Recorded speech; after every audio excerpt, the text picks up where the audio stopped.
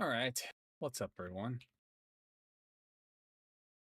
What is up? I am looking for, well, not that. I was looking at stuff. Looking at Linux distros. I am trying to figure out where I want to go and what I want to use because I am absolutely over and tired of Windows.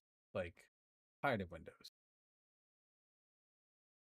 Uh, I just need, I need, I need to get off this freaking app platform. I went back to it because I was having sync issues and I need it back.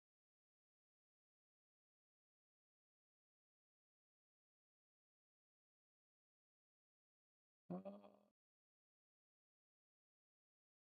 so I don't know what to use here. So I'm wondering I guess the question is what's let's do other games.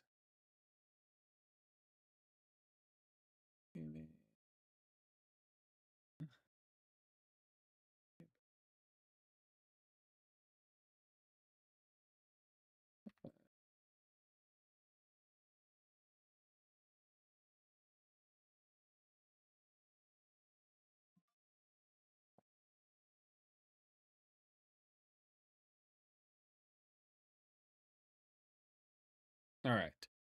So I can get some music on this thing here too.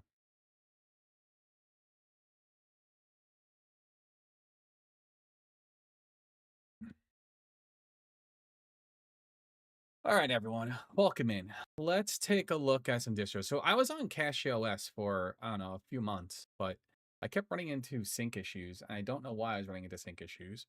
Every time um, while I was using it, it just like streaming live. The audio would desync and my mouth would not line up with my audio. And it was kind of frustrating.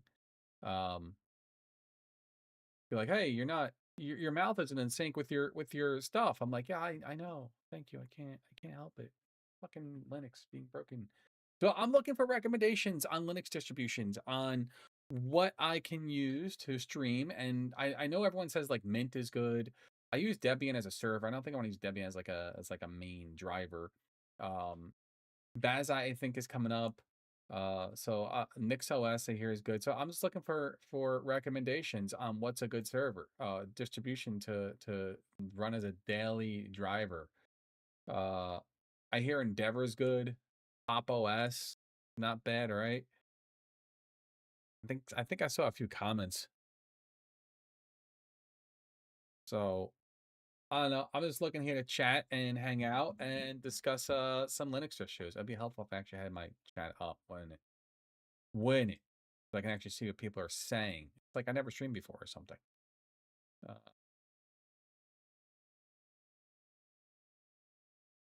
where is this? Nope, not that one. This one.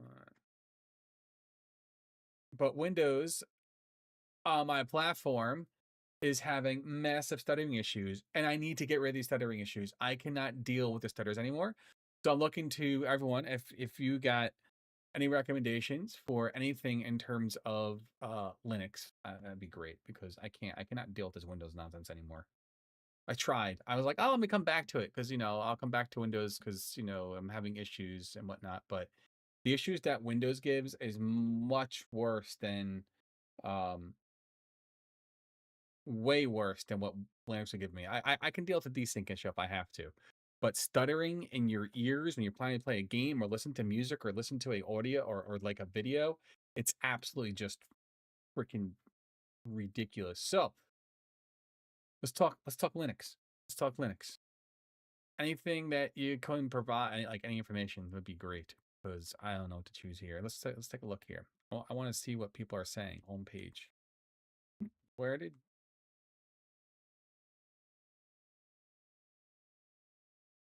So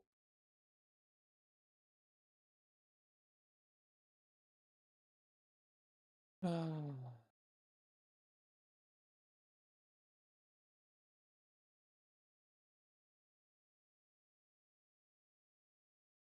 wish I could do this live. Like we can install like Linux and whatnot on my PC, but I have to format my PC. But how is Pop OS? Pop OS as a gaming and streaming profile. The problem I'm having with streaming is I am running into desync issues with my audio. I don't know why. And it seems to be an issue with OBS. I was looking at some OBS stuff, and it was people are running into the same issue. And I've followed some of the tutorials, and it seemed to have made it worse. So I don't know what to do. I want to get off Windows. This is the biggest thing. I need to get off Windows. Can't be by Windows anymore. So if you're using Linux as a daily driver and you create content and you play games, I would love to know recommendations and best practices that you have for using Linux, because I ran into issues on CashOS. CashOS was awesome. I loved it. It was cutting edge, but I'm running into lots of desync issues there. So I need anything that's not going to cause me desync issues. So if you have any recommendations on Linux, that'd be great. I'm going to install it tonight and check it out, because I might try Pop OS. I think this is one we're going to try. Pop OS sounds good. I think there was one that was coming up that was actually from a Steam developer or X Steam developer that looked good. I can't remember the name of the distribution though. So if can't remember the name of the distribution, but there was one coming up that was from an Steam developer that looked good. I don't think it was Endeavor, but Endeavor looked good too, that I might try. So, but I'm up for chatting about Linux. So if you use Linux and a daily driver, I would love to know what you guys use, because it'll be dope. So I can get the hell off Windows. Windows is absolutely killing me. So let's see. This is what I was originally going to try, but I don't know. I'm kind of turned off by it a little bit, because a lot of people are saying that it's good but not great for gaming. CashOS flew. Like, it was great. I was getting games in like tons of games at an amazing FPS. But again, the desync issue killed me. So it's just nutty.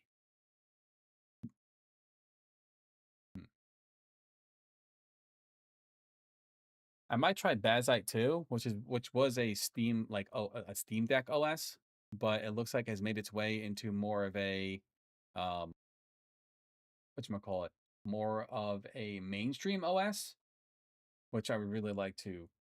I don't know, we might try that too. Oh my goodness. So let's check out Bazite, the operating system for the next generation of gamers. This one right now is ranked what? Not that ranking means, but I would like to make sure that we have one that's going to be, that's good and supported. It's ranked number 14, so it's coming up. It looks like it's actually gaining traction. And Casio dropped a little bit. Mint always seems to be number 2. So, but I want something. But anyway, let's go back to, where were we? Which one was I looking at? I don't remember. Oh, Bazite. Play your favorite games. Pre-install. Steam's pre-installed. Okay. Owners outside saying we have Lutris pre-installed. Cool. Including, oh wow, you cannot only run games from, but clearly integrate them into Steam gaming mode, including Xbox, EA. Wow, okay, so that's cool. This is like strictly built for gaming. But how does it work with OBS? That's the question. Is this Arch? What is this built off of? That's GNOME. Ooh, I like GNOME. It uses KDE, uses GNOME. But what we might try Bazite. It's just like strictly for gaming, was what it looks like. And we like that because we're, gamers. I'm a nerd. I watched his video. I want to know about OBS and Bazite. I think that's where I'm struggling, because the games ran fine in CashOS. CashOS is freaking phenomenal. Launched shit and it just worked. It was great. Freaking World of Warcraft getting 180 frames per second, no stutters. Freaking Elden Ring, when I used to play on Windows, it constantly stuttered. It was just an absolute mess. But Cache OS, it was amazing. But the only thing keeps going back to OBS. I guess I have the question too. How would Live Studio work on this as well? Hmm.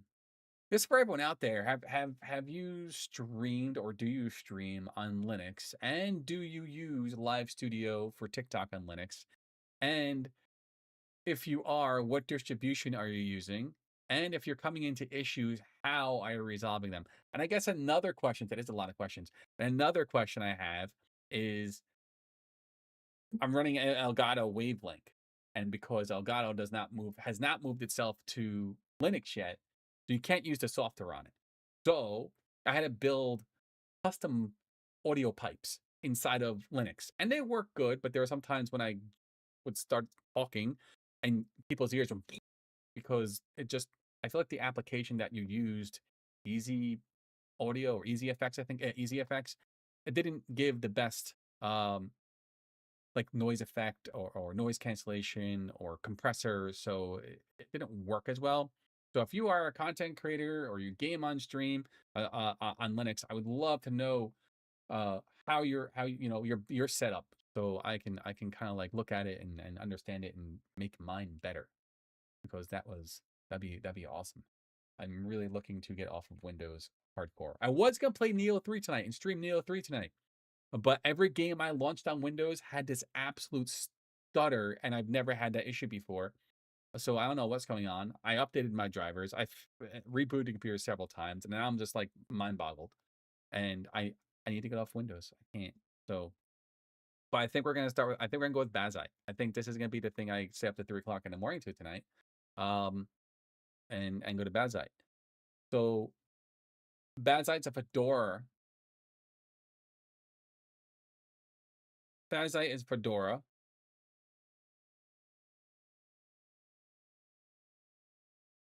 Hmm.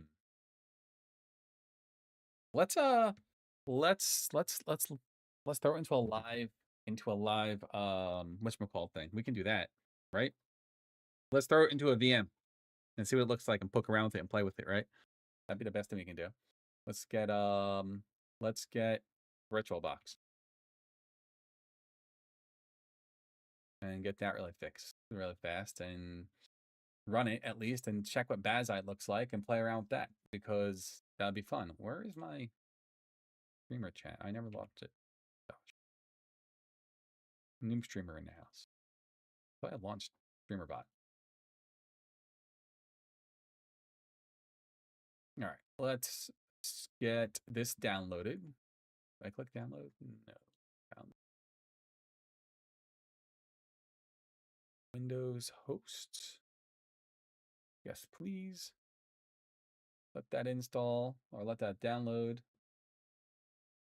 Must have closed out my streamer bot, so people could be chatting on YouTube and I can't even see them.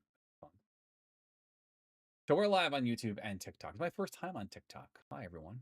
As I'm sitting here babbling, welcome in. Hope you're all doing great. TikTok's new to me, so I'm learning TikTok. I just got invited to it. I was like, oh, let's go. I meant to stream the other night, and then life decided to happen. You know, being a dad's fun, you know? Well, being a parent, not even just a dad, being a parent is fun. It's definitely has its moments of like rewards, and then you want to rip your damn hair out. So going to stream, and then, you know, children happened. Children are fun. Children make things constantly fun. I love my two kids though. Wouldn't give them up for the world. They just make things interesting. Never a dull moment. Is this thing downloaded? Yes. Let's get this installed, and then we can putz around with actually running a host and putz around with different distributions instead of looking at I don't like things on my C drive. I have a problem with that. Oh gosh. All right, fine. You want it on my C drive. Fine. But not my C drive.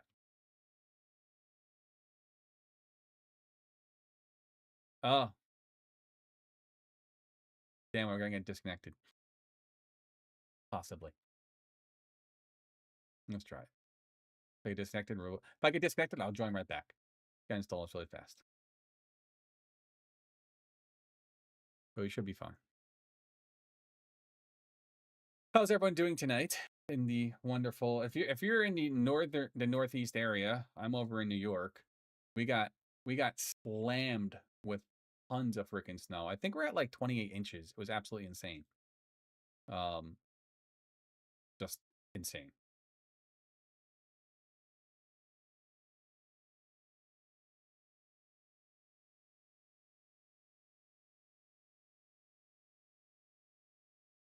No sound detected. Oh, did I lose my mic? Oh, there's no music playing. That's why. All right, let's download Bazite. Let's go back to, where is Bazite? I did have that open. Yep, down Bazite. Let's do download Bazite.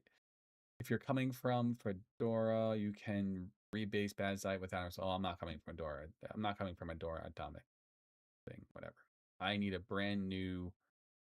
Build your own. Create an image from Bazite. Oh no. I feel like I want a live USB is what I want. Selecting hardware. I'm choosing a desktop. My GPU is a AMD. Yeah, it's RX4 desktop environment. I would like. Yeah, I think I would like KD. I was using GNOME before. I like GNOME, but it was just annoying me. Like every time I had to press the Windows key, it's just the bar. I don't know. I just wasn't feeling it. Yes, I want to load directly into Steam game. I want traditional gaming experience. Download Bazite. What's the difference? I need Rufus. Well, I am getting Rufus for later. I don't need Rufus now. But I will need Rufus for later. Because Rufus is going to allow us to make an ISO so I can boot into this and then wipe out Windows and say, poof, buy Windows. Phew. I don't like I'm so over Windows. This is gonna be just a chill chat stream tonight. Because Windows decide I can't even play music. That's why I don't have music running. That's how frustrating it is. I don't know why. I've never had the issue before. Updated drivers, uninstalled drivers, reinstalled drivers. Windows. If you work in the IT departments and work in tech or just deal with Windows or a power user, even just a regular person doing Windows and just decides to crash on you for no apparent reason, you get it. All right, we got that. Go back to Bazite.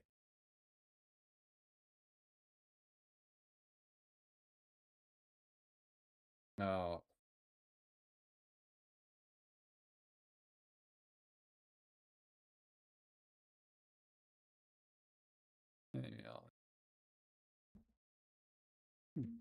All right. I was using that for something. Where the hell did I keep losing my Bazite?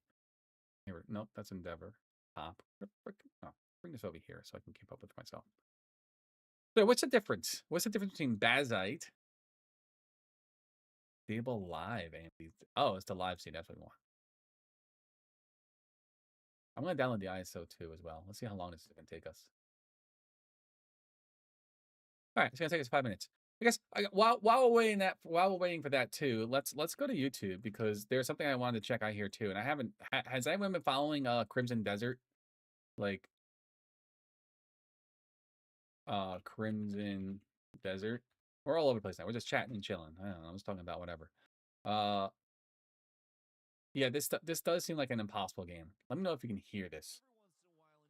Oh, it's not stuttering.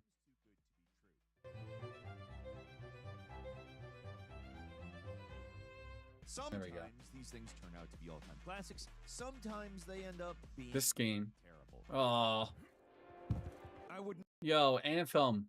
Who played Anthem? Anyone played Anthem? That game was freaking. That game had such like. I don't know. That game was freaking phenomenal, and EA just freaking blew it up. Yeah, that game really upset me. The way that it started.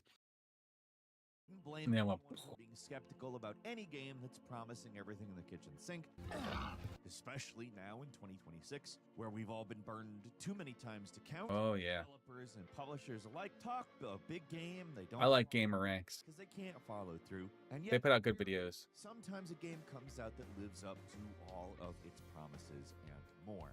Hi, folks. It's Falcon, and today I think we might actually be talking about one of those games. I think this game is going to be phenomenal. More and more likely, I really think might just beat the odds. It's possible, and let me make special emphasis: possible is the word I'm using, not certain. But I'll make it's this bigger. There we go. possible this could be a great game. Right from the I think it very could be first too. reveal, Crimson Desert had a lot going for it, with sharp visuals, visceral combat. As we learned more about the game, the frankly absurd Holy shit. of the project became more and more clear. This is not your average open world fantasy action game. It is some kind Look of at that. everything game, except for it kind of looks like it might actually be that. Like It looks like, I mean, if you played Black Desert, I mean, it's from Pearl Abyss, right? So it looks like something from Black Desert Online.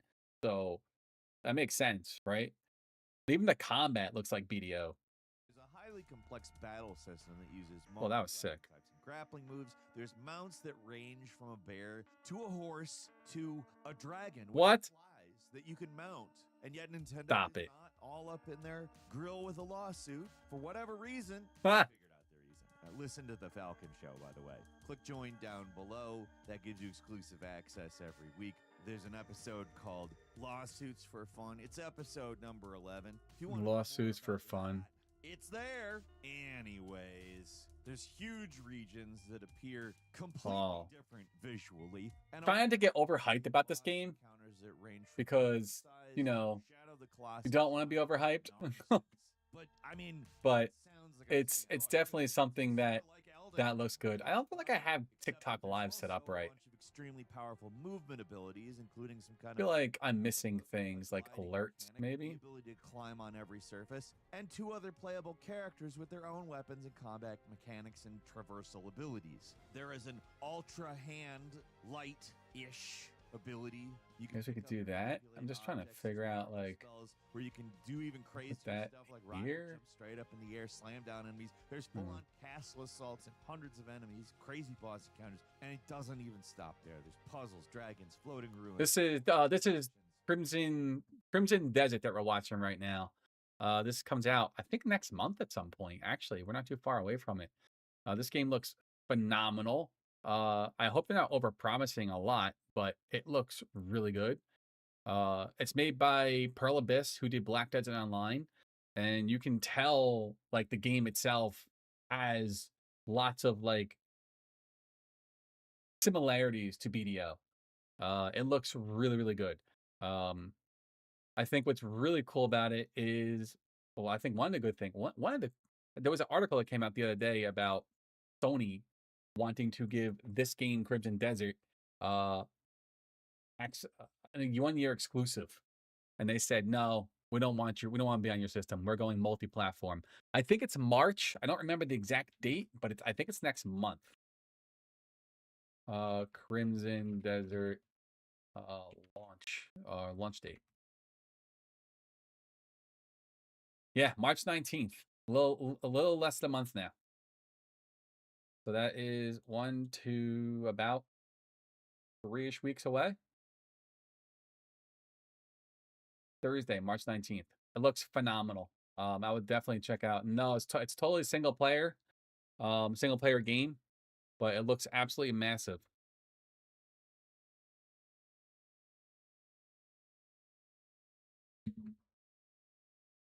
I'm really looking forward to this one. Trying to get overhyped about it because it's promising a lot. But let's see what they bring. Activities to get immersed in, like farming and ranching and cooking and gambling. Apparently, there's so much in this game, it's almost impossible to list everything. But welcome in, Nasir. And every other How's it going? preview they come out with reveals some new facet of the game. There is an onslaught of information, and it really does make Crimson Desert feel like an impossible game. Like there's no way someone could possibly deliver on everything this game is promising. There was a somewhere, right? person. Now, let's just go ahead and say this. It's highly probable that there is a catch somewhere. There's no such thing as a perfect game. Even the best games, the very best, Bring this up too. sometimes even significant That's not it. flaws. Ooh, sorry. Like both of the open world Zeldas operating on the original Switch is a fucking disaster. Once you've played it in 60 frames per second on the Switch too, it's like, why weren't we talking about how bad these games? I am love. Speaking, the Switch original also had that Pokemon game. That ran worse. Yeah, that's tough. It was a way simpler. I'm not that far in the game. Let me lower this a little bit. Accomplishment what they did in this. I'm not too far in No Rest from the Wicked. I'm about to beat the first I guess the first act, the first boss. But yeah, I mean, I put a couple hours, 50 hours into it, I guess. So it sucks, but it's an absolute blast. It's an amazing game. It's like one of my favorite ARPGs that have come out in a very long time. So it sucks it's gonna be a wipe. Really does. I'm hoping we get more news. I'm hoping we're close to the PTR for the whatchamacallit, for the new class system, because that would be amazing. But I guess we'll see. They haven't really given us too much information about it. But I'm hoping as we get closer to the middle of the year, the team will give us more info. Yeah, it sucks. I mean, I guess it comes with being early access too, right? It's an early access game, so I guess we kind of sign up for that. I wish that like Steam would force the developers, like if they're gonna say, hey, you're gonna go into early access, just put somewhere that, hey, we might do wipes or wipes are expected, just so we know that it's going to be, well, wiped. So we're not like going a year later, we get wiped or get told we're gonna get wiped. I think according to the community, they were very vocal about it, but still, I think Steam should make developers put something on their page saying wipes could occur. Just so when you're buying it, you may not want to buy it right away and just hold off until the 1.0 version comes out or whatever. But I get it; it's early access, but still, a earlier notification of, hey, we're gonna wipe you. Especially people who've been playing since like forever and have all this shit collected now getting wiped. I can understand where they're coming from. They gotta do all that again, so it's kind of sucks.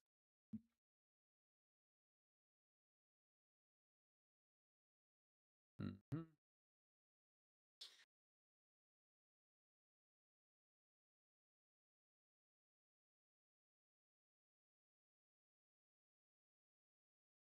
You had to fill it out.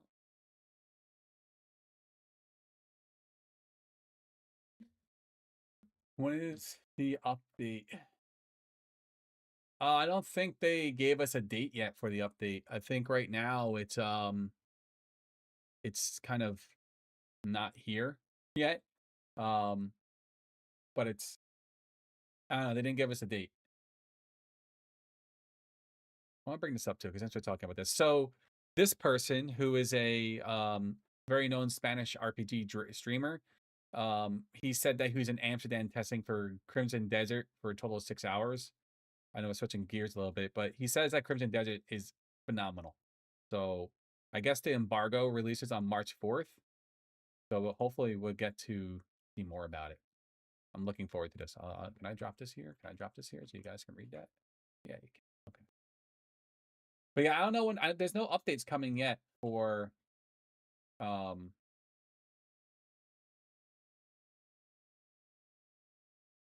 No Rest of the Wicked. I hope we get something soon because I'm really excited for the update. I mean, I haven't put too much into the game. I put 50 hours in. I have 2 characters at like level 20. So I haven't grinded end game like I think a lot of people have. But it's all overall, it's a freaking amazing game.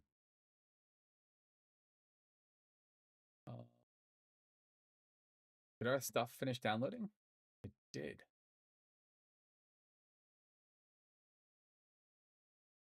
Let us install this to here. Let's do new. We'll do VM name, Bazite.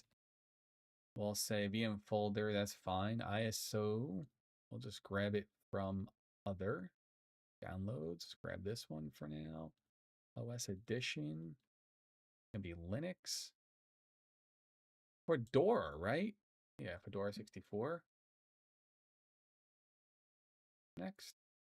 We'll give it 4 gigs. I have 64 gigs on here, so that's fine. We'll give it 4 CPUs, and we'll give it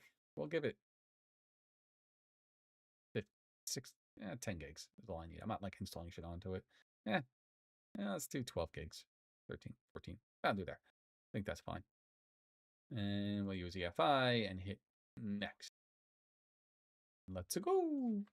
And then we'll turn this on. And while it's doing that, let's go back to our Crimson Desert. That's how games are. I want to be upfront and just say I honestly have no idea how this game is going to turn out. It could be. Wait a minute. Hold on. I just realized that this dude is flying. Why is he dropping out of the sky? Was he flying a dragon? I feel like we're all over the place in conversations. My ADHD brain. I pop around. So if I'm like, people are like, what the hell is this dude talking about? Well, welcome to Riven's channel. I just talk about everything. We bounce around like 50 million times. But yeah, back onto Crimson Desert. This dude's literally flying out of the sky. So what is, do you just fall out of the sky and die? The UI is very nice. Look at the UI is very empty. I like that. That's cool. I like that a lot. Absolutely amazing. Could be middling, could be terrible. I have to say the latter two are seemingly increasingly unlikely as they've provided more and more evidence that this is a real game that does do at least the things that they've shown us it does. And previews from people who have actually gotten a chance to play it were pretty positive. Although I'm not going to Whoa, what was that? I don't know what that was. That's BS ever. I mean, we've had people. I'm not sure what that was. Coming back telling us that we're gonna think it's amazing. And there was a noise. I'm learning all of TikTok stuff, so bear with me as I learn TikTok. I've never streamed here before. It's my first stream. So thanks everyone who is popping in and saying hi. I'm trying to acknowledge the doubt exists, but it's hard not to be at least a little hyped about Crimson Desert at this point because it really shows a lot of promise with all these. Hold on, wait. Go back a little bit. Back just a little bit here. But it's hard not to be at least a little hyped about Crimson Desert at this Ready? point because it really Coming. shows. You're able to pet the dog. If you're able to pet the dog, it's a 10 out of 10 game. That's it. If you can pet any pet, it's 10 out of 10. It's it. It's done. Game wins. Game of the year right here.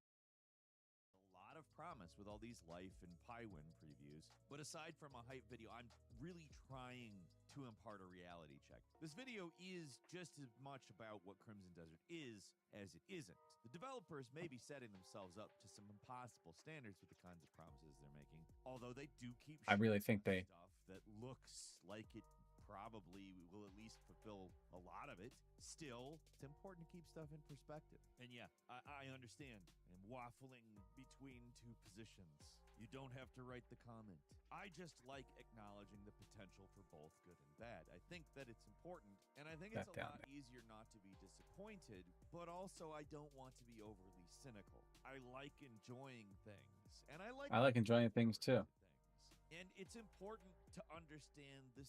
I mean, it's not The Witcher 3. It's not Skyrim. It's not an open world RPG. It's got RPG elements, certainly. So then what is it? Open world game does not. There is no dialogue system here. There are not branching story paths. There are not alternative ways to complete quests. The developers have been very clear about this. This is an action game, and it is not an RPG. There are progression systems, but they're mostly tied to upgrades that you find the equipment which you can craft or buy or unlock, which of course does not mean there is not a ton of extra stuff to do.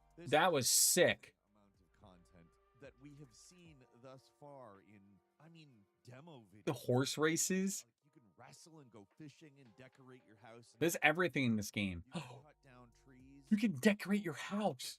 I want to decorate my house. I want a camera to look at. Out in the world, construction. I have 2 cameras on me. Need manuals to read about. There's a lot of stuff going on. And the world's not just static like in other games. There's a law and order system at play where if you attack villagers or get caught stealing, then you'll get pursued. Holy snap.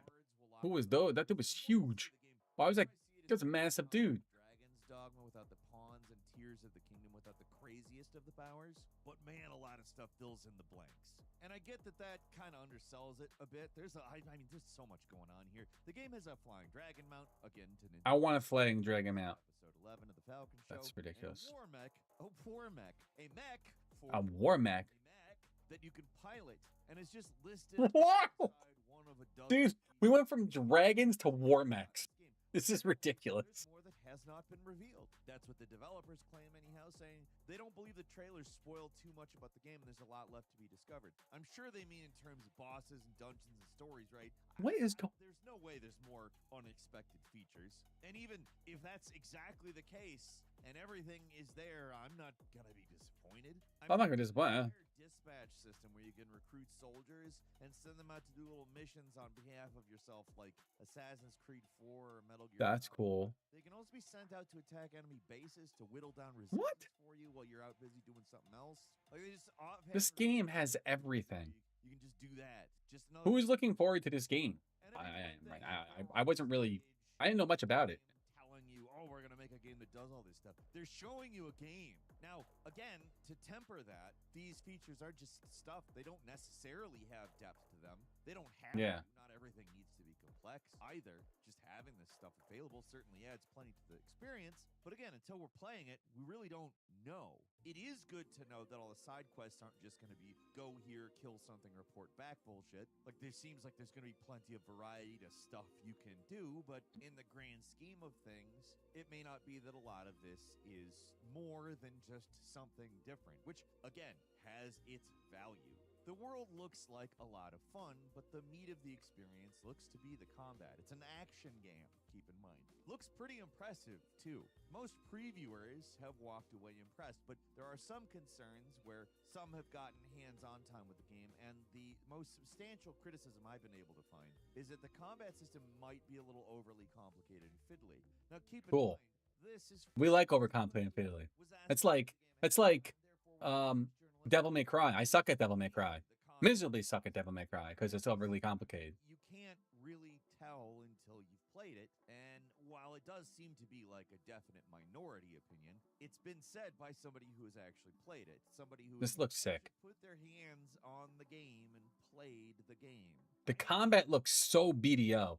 That the boss fights were not that inspired. Maybe you have some awkward, unfun phases that are gimmicky. For me personally, my concern is that the grapple-based combat we see when fighting normal human enemies is going to go out the window when fighting bosses. One of the great strengths of the game appears to be, again, the system of special moves, which may be a lot of fun when fighting enemies your size, but you may not be able to do it a lot against bosses, which would force the player to default to sticking with standard Souls-like, two-hit string, dodge, that sort of thing, you know? That sucks, then. It's backed up by some previews I've read, but it's also possible the developers of Pearl Abyss could alter things before release. And to be clear here, that'd be dope if you could grapple a boss and, like, body slam him. From the live demos.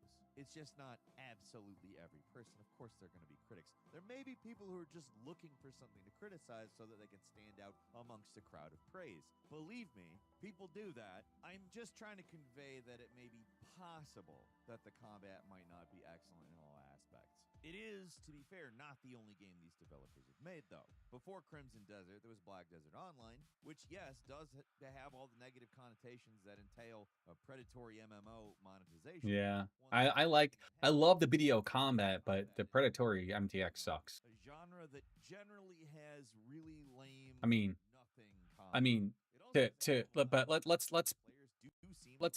Let's be honest. The BDO, I think, has some of the best combat in any MMO ever invented. It's absolutely just phenomenal. The only other one I can think that was actually pretty good was Terra, which is a dead MMO now. You play in a private server, but this game was fantastic in combat, but it wasn't good in terms of, well, everything else because it was all predatory MTX. You had to freaking spend money on everything. They reduced it a little bit, but it's still not that.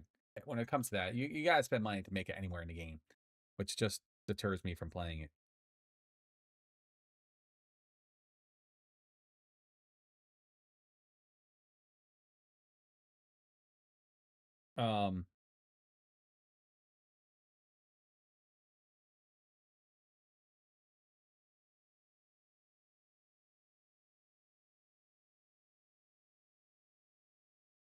Let's keep going through this. We got a few minutes left, and then get back to our Linux stuff. Crimson Desert is in many ways an offline version of that game. And to be clear, Crimson Desert is an offline game. The developers have stated it's a premium experience that you buy and play. If you can't hear this, let me know. I think it's going through. There are not going to be any microtransactions. Now, to be fair, launch lasts a day. There is an infinite amount of time. I might have to buy this day one. Could add microtransactions later, but I mean, could it become a cash shop? I might have to add this day one. Buy this day one. Crimson Desert looks insane. Yes, sure. Could it be costume DLC that can be safely ignored? Also, yes. Who knows? I don't. Hold on, wait. So when it comes to microtransactions, I don't care about cosmetics. Cosmetics are fine. They don't bother me in a game. When they do start bothering me in a game is when they start making the cosmetics that you can get no longer get in game and paywall them when they should just be in the game. That's where I have issue with microtransactions. Microtransactions should just be something else that's extra that can enhance how you look. But like ESO, they make rewards behind the stupid freaking crown whatever nonsense, where it should just be in the game. Reward me for playing. Reward me for doing good. Reward me for not swiping my credit card because that's stupid. I think that's where I have issues with managed microtransaction. I think once you start getting into microtransactions, you can run into the issue with any game because now it's just here's a microtransaction. We're going to be more inclined to develop a microtransaction because it's going to make us money than inclined to actually build content for the game where it doesn't make us money. So it's a tricky balance, but I don't mind cosmetics I don't mind cosmetics inside of video games, but there has to be a way of doing it without breaking it, without like actually causing an issue with it where those cosmetics will never show up in the game. So I don't know, there's a weird balance to it. Until they actually do it, if they actually do it. So I would say it looks such like BDO. It's crazy. It is BDO. Immediately concerned about is the potential performance. This game looks spectacular from everything we've seen, but we have absolutely no way to know if there will be issues attempting to play it. The system requirements on PC are surprisingly low for what we're looking at, which means hopefully. So, all right, let's get back to Linux stuff. Let's just go to continuing going. Let's move on to Linux. Yes, we're up and running, ladies and gents. I have to share my screen differently. Hold on, let me change my screen from Brave to VirtualBox running Bazite. Apply. Check that out, y'all. All right, let me fix that here too, because I need to fix that here too. Hold on. On the YouTube side. So many things to handle. I don't know how you'll do this. VirtualBox. Yeah, buddy. Here we go. All right, let's close this dialogue. Let's see what this looks like. Let's play around with it. Bazite. Is it the KDE stuff? So games, Proton Plus, Steam Big Picture Mode. I like this actually. This reminds me of Windows actually. I think that's what's missing in Cache OS. Like the background. That's cool.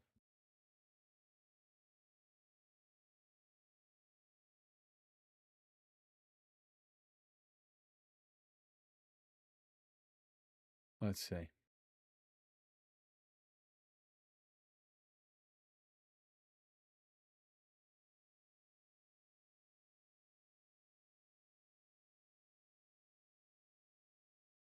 Wait, it said that it came with things installed.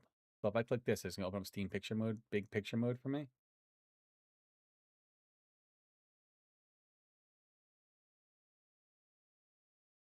This is Fedora.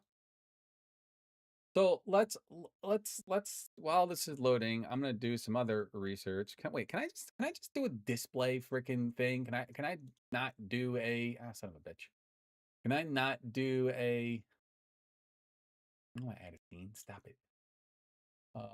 Display capture, game capture. I can't do a display capture. I have to go live 3 or more times for 25 minutes.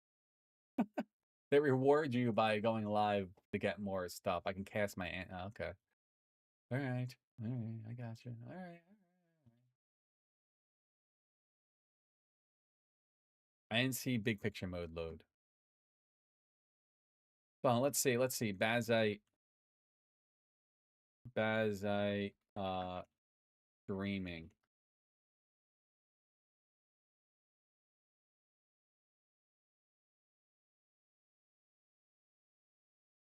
On OBS. See what this has to say. Importance. The bazaar. This looks. I'm liking the way this looks so far. This is on Fedora, which is good. I've used Fedora in the past. I was on CachyOS, and it was pretty cool. This comes installed with everything. Proton Plus, a modern capability tools manager. Let's launch that. See what that looks like. I'm just putzing around with Bazite right now, so we can learn about this operating system.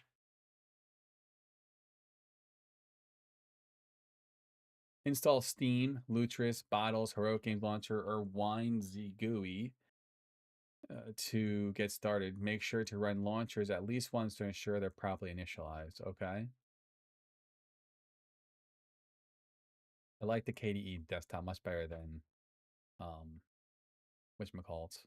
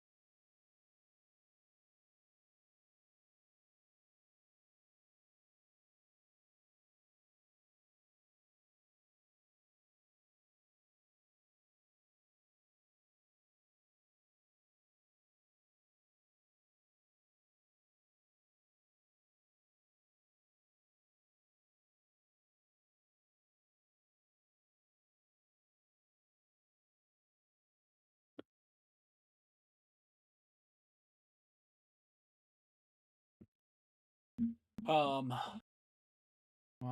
I'm this open. I don't care about this.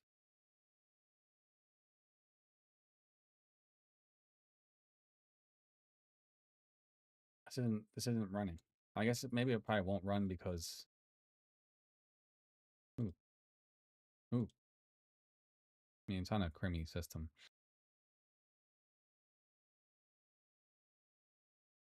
Oh no. I know the crypt pit file. Oh yeah, because it's probably.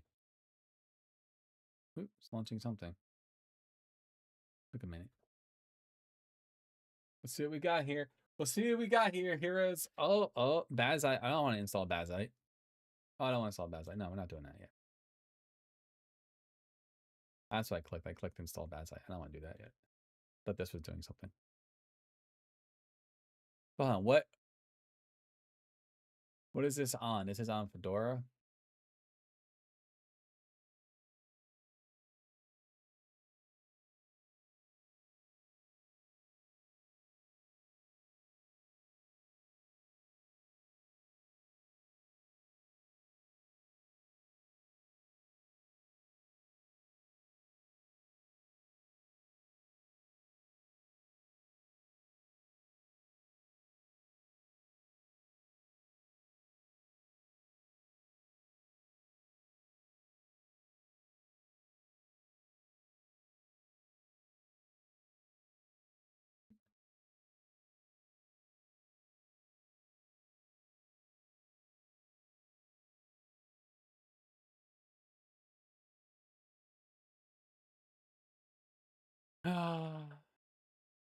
A custom immutable image. I'm just wondering, is Bazite good for streaming?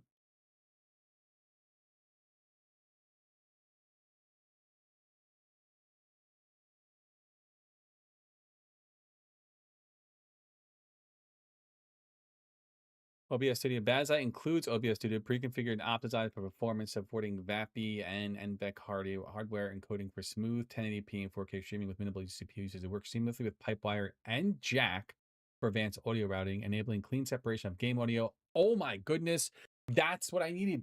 CachyOS didn't have that. CachyOS, I had to build my own pipes, and then I think that's why I was having desync issues. I think I'm gonna try. I think we're gonna drive with Bazite this time.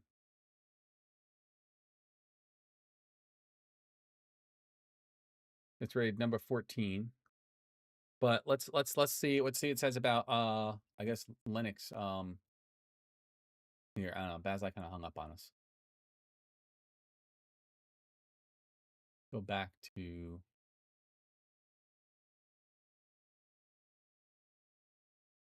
there. Linux kind of hung up on us here, but that's fine. Brave. All right, so let's go back to this. Look at Pop OS. Let's see what Pop OS does. Let's grab Pop OS. We're gonna try that next. We're gonna uninstall that. I want to see what this looks like. I want to see what this does for us. So Pop OS, OBS.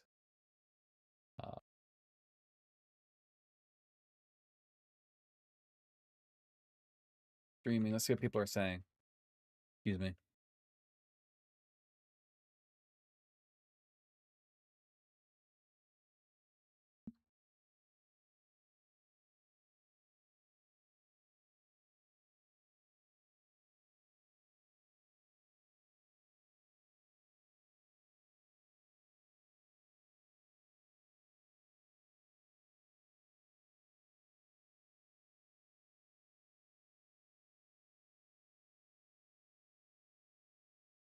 Hello, maybe you are using a session in the Wayland. OBS 2 does not work correctly with the Wayland currently on the login screen. I want to see it well supported, while used for streaming, for gaming media, but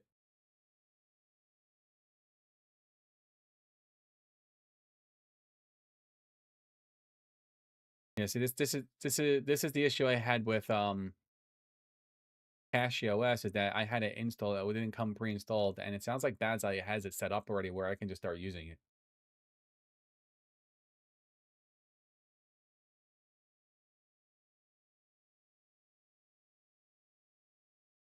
Yeah, get the Lazy OS unofficial for Pop OS free.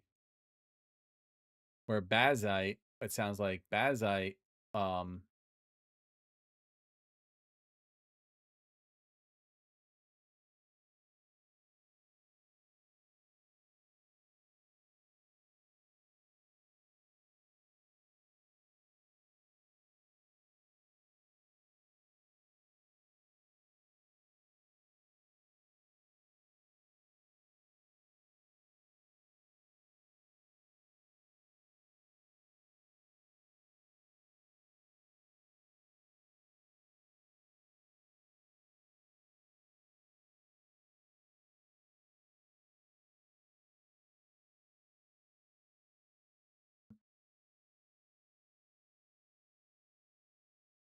yeah, I think this is where we're gonna go with this. So this one, I like OBS to do a Bazite. So wait, what distributions come with OBS installed?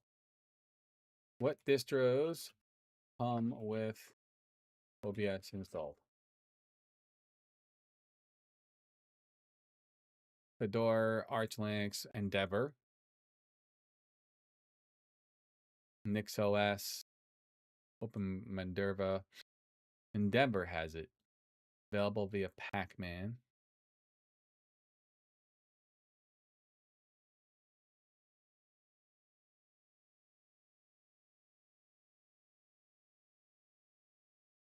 Let's do what distros? No. Well, let's go back to here. Go back to Endeavor. I was looking at Endeavor, but I don't think Endeavor kind of fell in. Was this Arch Linux?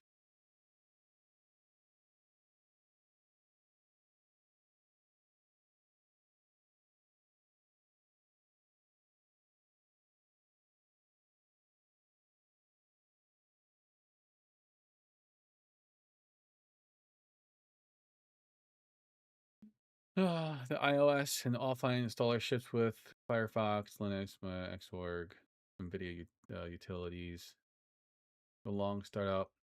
I don't know. I'm kind of stuck on using this.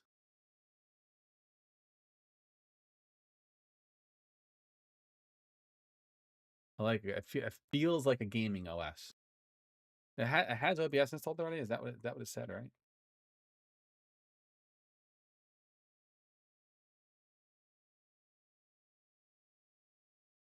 The Bazite portal.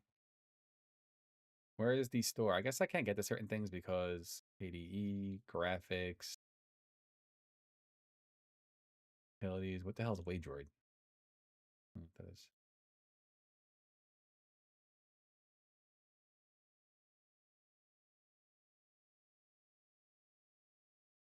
Teen Titiana Boba Boot. I guess that's the live drive is called. That's funny. All right, let's try another. I want to try Endeavor. Let's download Endeavor. And see how this looks. Let's download. Where's United States, North America? Let's download the ISO. We will shut this down. I like the look of this. I like the feel of it. It feels like an actual gaming OS. I'll probably use KDE this time. Oh, GNOME just annoyed me a little bit. I won't GNOME anymore. So let's do that. This was not the type of stream I wanted to do tonight, but whatever. I wanted to just go live and hang out and chat. So that's what I did.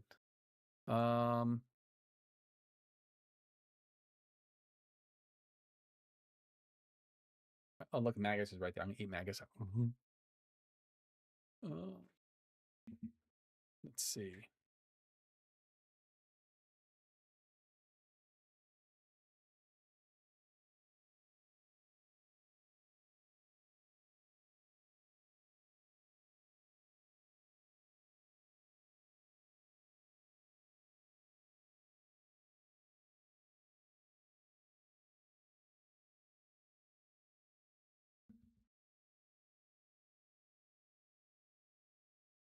Yeah. All right. Let's shut this down. Let's check out Endeavor. Shut down. Shut down now. Ooh, that was cute. All right. Let's remove this one. And then am I downloading Endeavor? Yes. Once Endeavor is downloaded, we'll load Endeavor and we can see how Endeavor works and maybe that will work for us. I have two cameras. I'm not sure which one to talk into first. This is crazy. I like streaming to TikTok and YouTube. This is cool. This is fun. Oh, shoot. What are you looking for? Endeavor OS and gaming OS. I just out Linux Go installer with a few extra. You're showing Windows. Yeah. Oh, thanks, man. Sorry. I don't know why my chat wasn't up. Let me move this around. Trying to. I never streamed before. Yeah, I need something that's gonna let me game and stream. So Endeavor's now a good one then, huh? And then I was on CashOS for a little bit, but it was giving me desync issues in OBS. That's why I stopped using it. Maybe I'll try Pop OS. I heard some good things about Pop OS. I heard good things about Bazite. Yeah, Pop OS and Bazite. Maybe I'll try those too.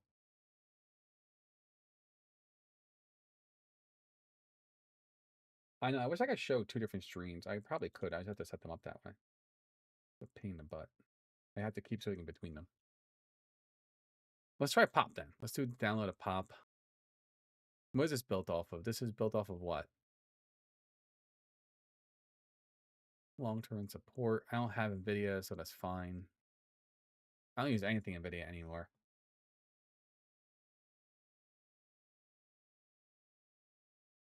I don't mind messing with the system. But I really just want to like plug and play and go. My biggest issue I think was with CashOS was I had to build like custom or I guess like using Pipewire to build custom channels like I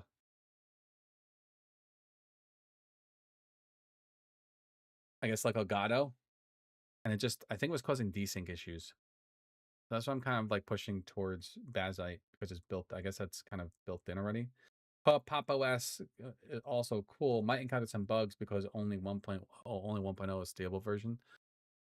Oh. Oh damn. I just want to kind of plug in and go. I mean, I don't mind messing with the system and installing, I like using a terminal. Just using my Linux servers is fun. Gives you a little bit of control. But let's just check it out. Let's see what it looks like. I don't really do much in the virtual system. Once I get a download, I'll swap over to VirtualBox.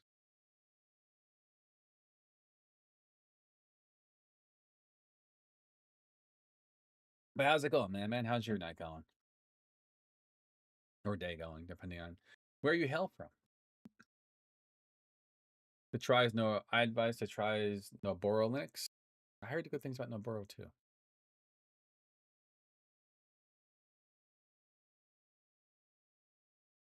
Where's Noboro? Oh, in here. Let's look for it. How you spell it? Nobra. NoboroLinux.org. Official GNOME KDE. Games, creative tools, and everyday apps. Whoa. Oh, okay. Did I get disconnected all over the place? That was weird.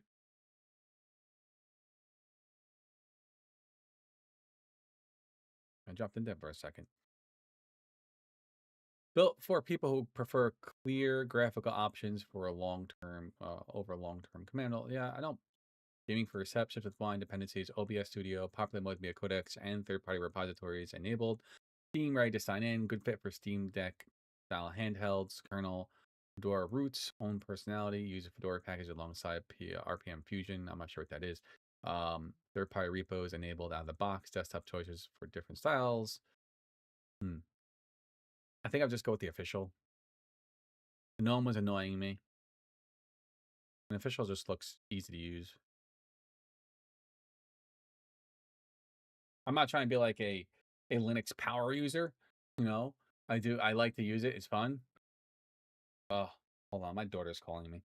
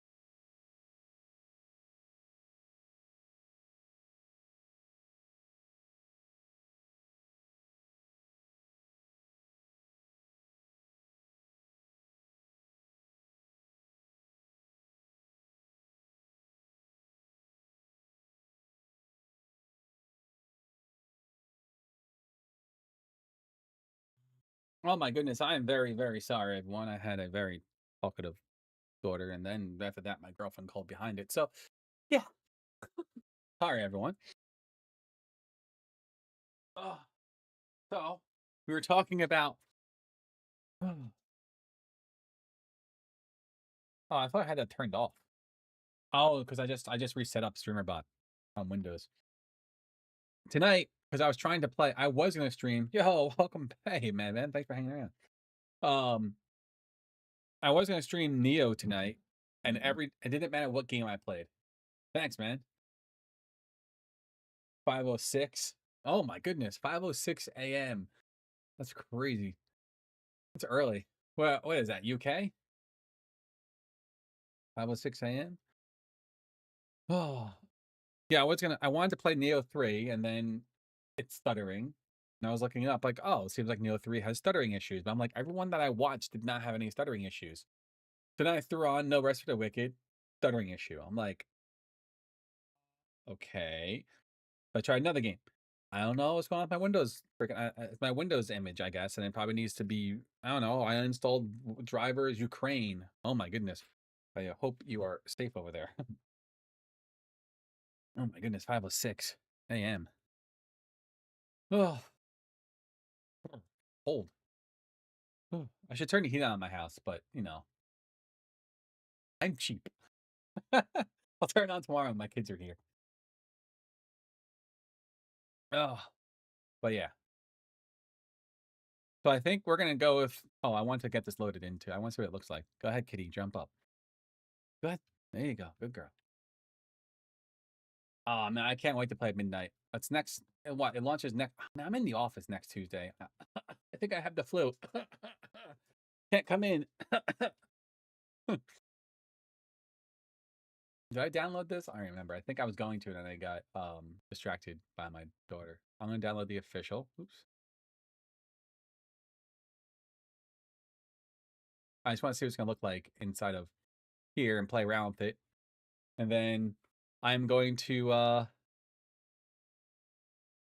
probably use this if this looks good. Yeah, I might have to be sick next week and not go to work for a whole week. Like, oh no, I caught the flu. Whole World of Warcraft flu thing. Oh, but yeah, so I couldn't play games tonight because it was like stuttering like boom, boom, boom, boom, in my ears, and it was driving me absolutely insane. I was like, oh my god. But YouTube videos are fine. It was just something with games. I don't know. Just odd. I have no idea. Uninstalled the sound driver, reinstalled it, rebooted the computer. I don't know. It was annoying the crap out of me though. So I decided just to go live and hang out and chat and chill, and that sounds fun. So no no no Neo 3 tonight, which is okay. We'll play Neo 3 another night.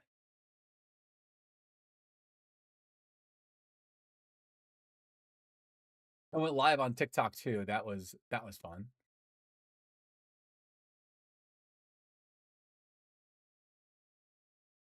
That was interesting.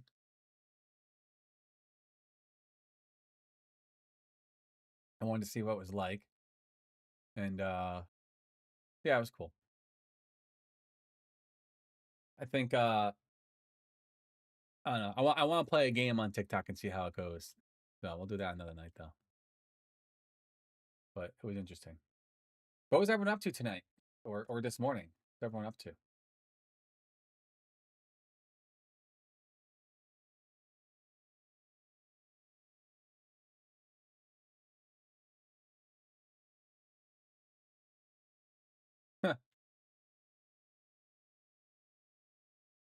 So I'm waiting for a download to happen. Dude, we were watching some Crimson Dawn stuff. Crimson Dawn. Oh my god. That used to be the name of my old World of Warcraft guild that me and my friend ran back in the early days of Vanilla WoW. We were called the Crimson Dawn. It was very cool. It was just like a bunch of friends. It was like 6 friends that played. It was fun. And then 2 of them stopped playing right before BC. And then our friend guild kind of fell apart. So then we joined the bullpen, and that was fun. The bullpen was great.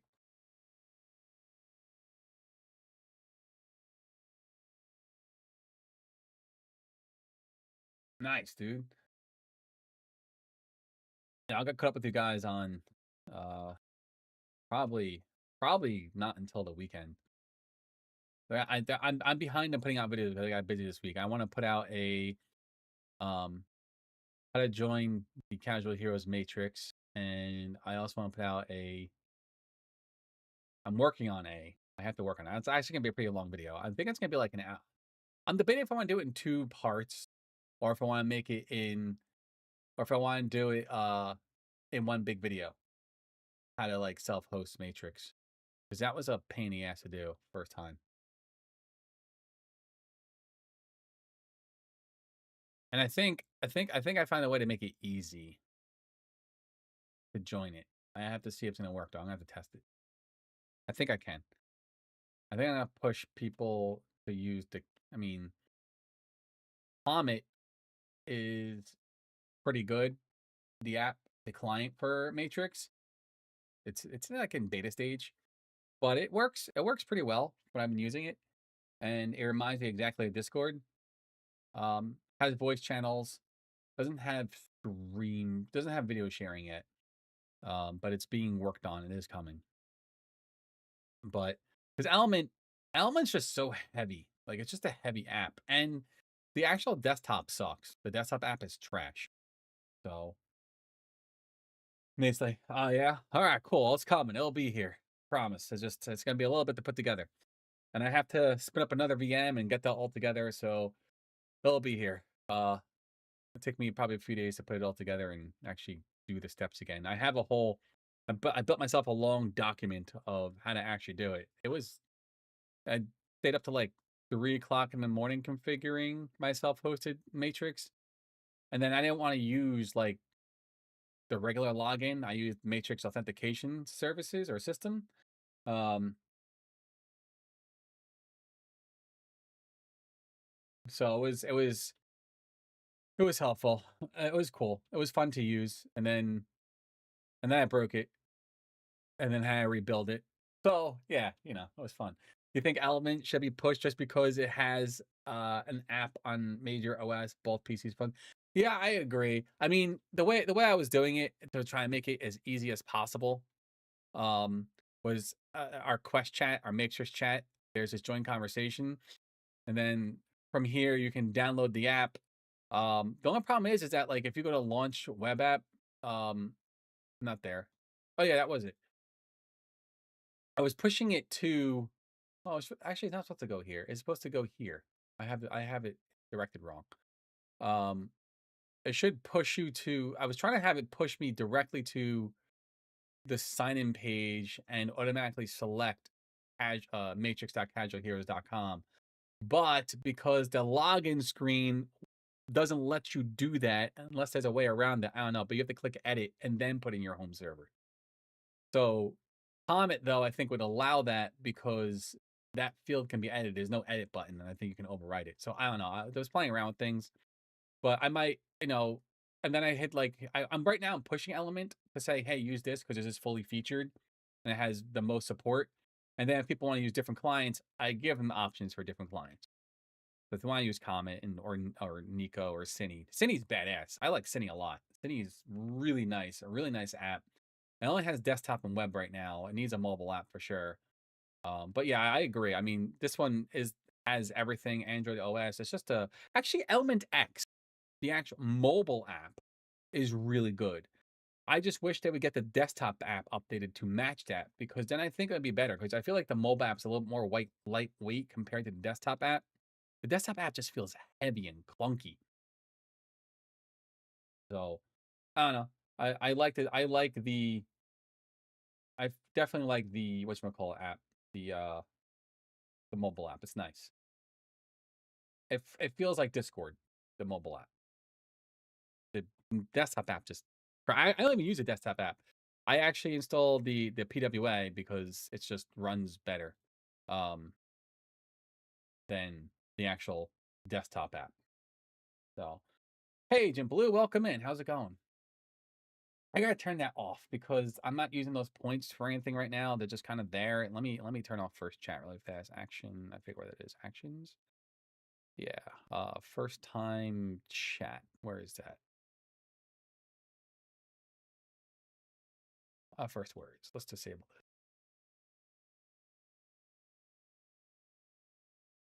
it. Okay. How you doing tonight, Agent Blue? Hope your day is going well, or your night's going well, depending on where you are hailing from. All right, we got this downloaded. Let me swap my screen around. I'm doing good. We're about to putz around with some Nabora Linux. I think that's how you pronounce it. Nabora. Oh, Denox, I think this is the one that you were gonna try, and I found out today from Metaman that this is the one that was developed by the Proton GE creator, and it's like focused like on gaming and optimized for all that. So I'm gonna check this out live and see how it looks and feels. Let's go here. We'll create a new. We're just gonna call this Naboro. We'll go to select this. Hold on, wait. I'm not sharing my screen, am I? I said I was going to share it, and then I didn't share it because, brain thing. Virtual box. This one. Actually, I share the whole freaking thing.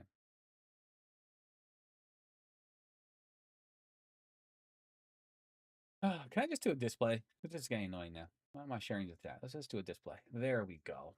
That makes it so much easier. I don't know why I was just sharing a window. There we go. It makes it much easier. Now I can just share my whole screen and not worry about anything else.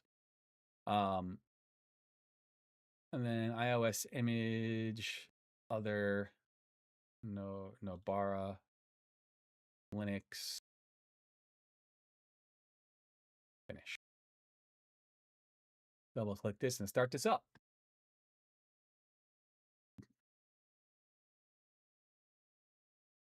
A little bit. I know a little bit, or just one list is just broken when I opened a web browser, and that's Zoran OS. I haven't used Zoran. I was actually gonna check it out, but then this one was suggested, so we're checking this one out really quick. Oh, that's all the way over here. Why is it over there? Start. Let's just start Nabora.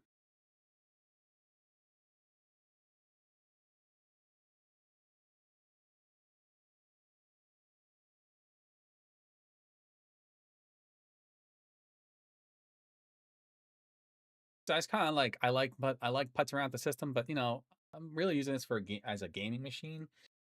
My Debian server is where I do all my fun, heavy lifting of terminal stuff and whatnot. I don't want to do that with my daily driver.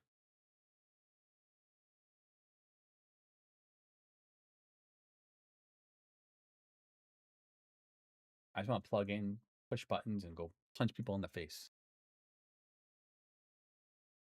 I mean, well, bad guys in the face. Right, kitty cat? How do you fall asleep like that?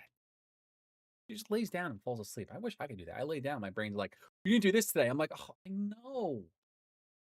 Oh, I think I broke it. Oh, there it is. Oh, I like that. That's pretty. That's a cool background.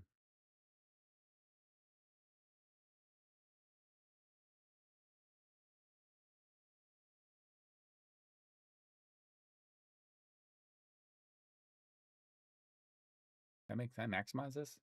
Oh no. Okay, so we'll just leave it like that. It looks very much like Windows. Oh, it's got Brave installed magically? Hell yeah. That I don't know if it's knowing to power it off by power button only. That's Zoran's doing that to you? Yeah, Cache was funky like that with me.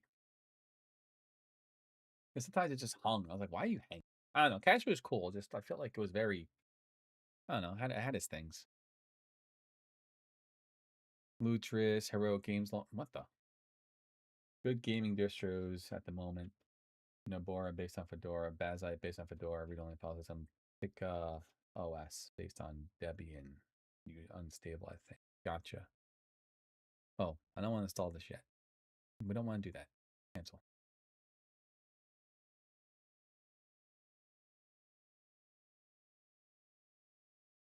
I like the official rep. I like KDE and I like no, I don't know. Gnome annoyed me. I don't know why. Gnome just annoyed me. I've tried using Gnome several times. Like I was messing around with Linux many years ago. Gnome just annoys me. I don't know what it is. It's just maybe it's just me. Maybe I'm a Gnome person, or maybe it just takes time to use to. Yeah, I was using CachyOS. CachyOS was good, but I was having major desyncing issues with OBS. It just wasn't playing nice. Hmm. That's weird, Agent. I'm not sure why Zoran's doing that.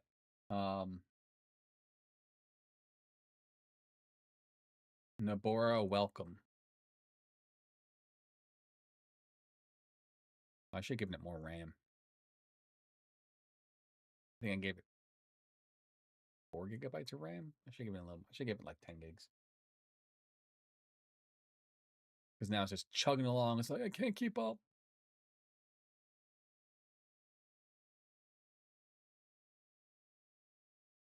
I should give it more RAM. I broke it. Oh, my allergies are killing me tonight.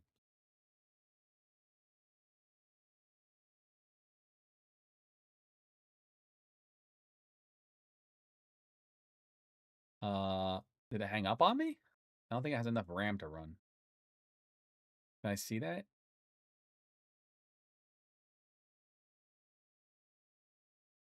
Well, I only gave it 2 gigs. No wonder why it's running like shit. All right, hold on. Let's kill this. Let's just kill it. Can I kill this? Let's hit stop and just power it off. Because I only gave it 2 GB of RAM, and it's like chugging along over here.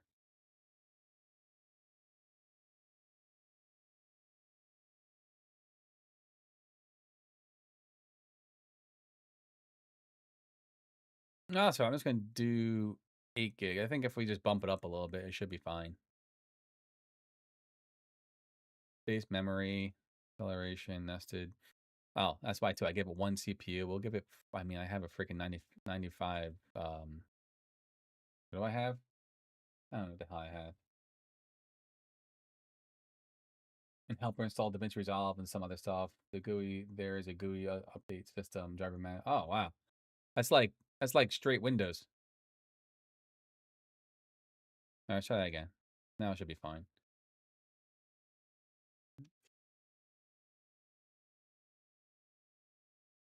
I also don't think I had enough anything to run it. It was literally like 2 GB of RAM and 1 CPU, and it was like, what do you want me to do with this? This ain't no freaking Windows 95.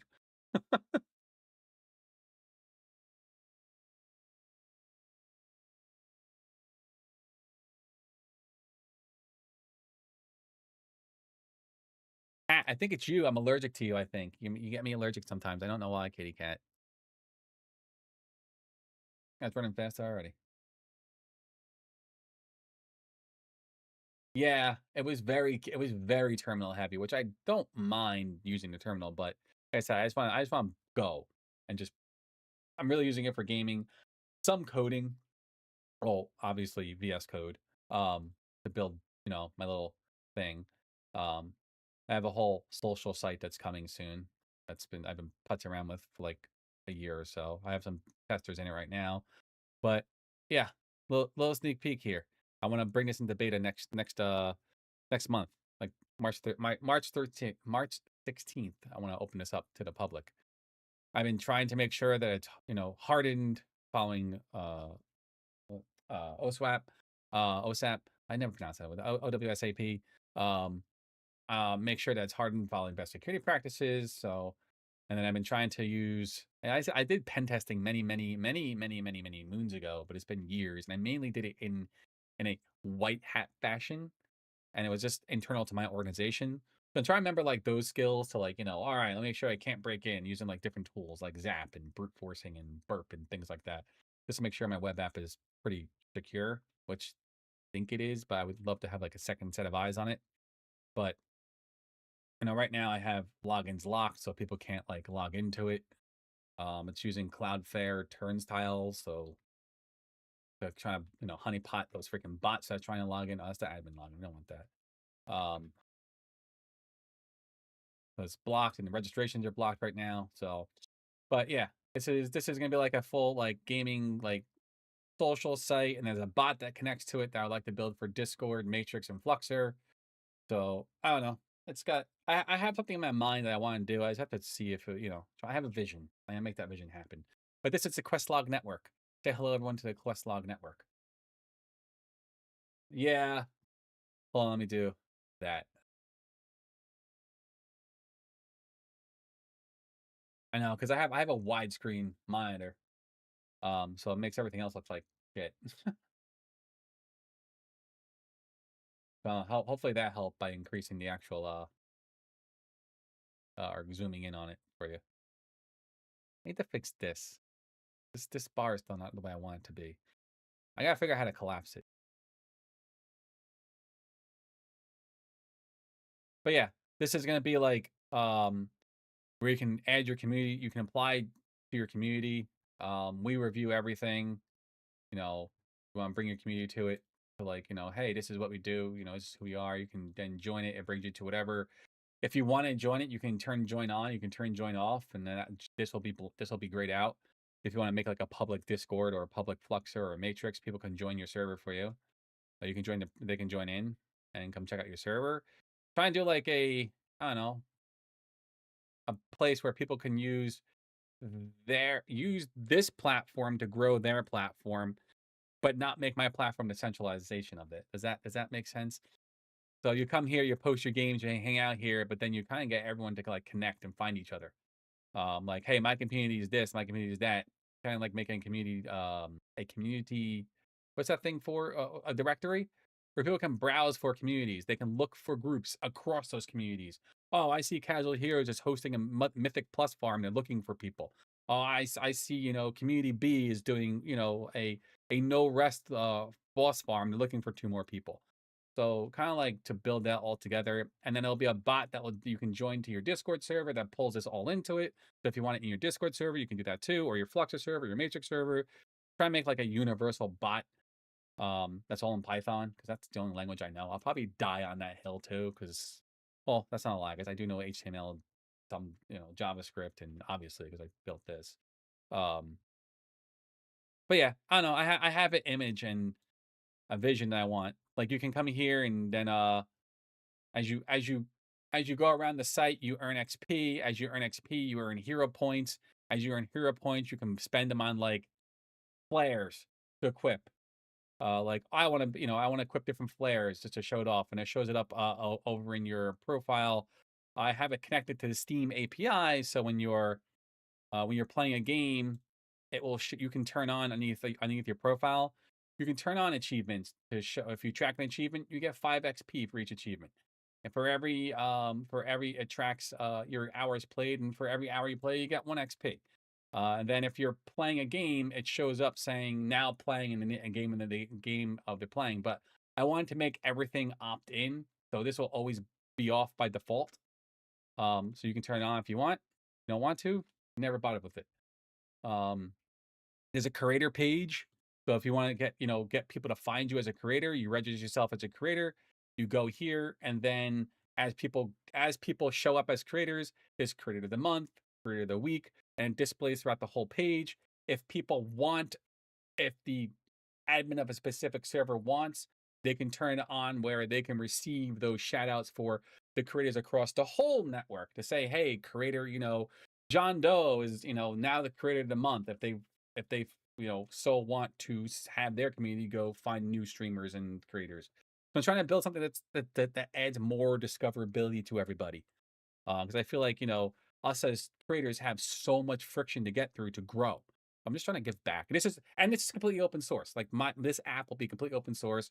You can see the code. I don't want anyone's data. I don't care about your data. It serves me no purpose. So if you want to download the Questlog app and then do something with it and improve it and push it back up to the GitHub to help out, awesome.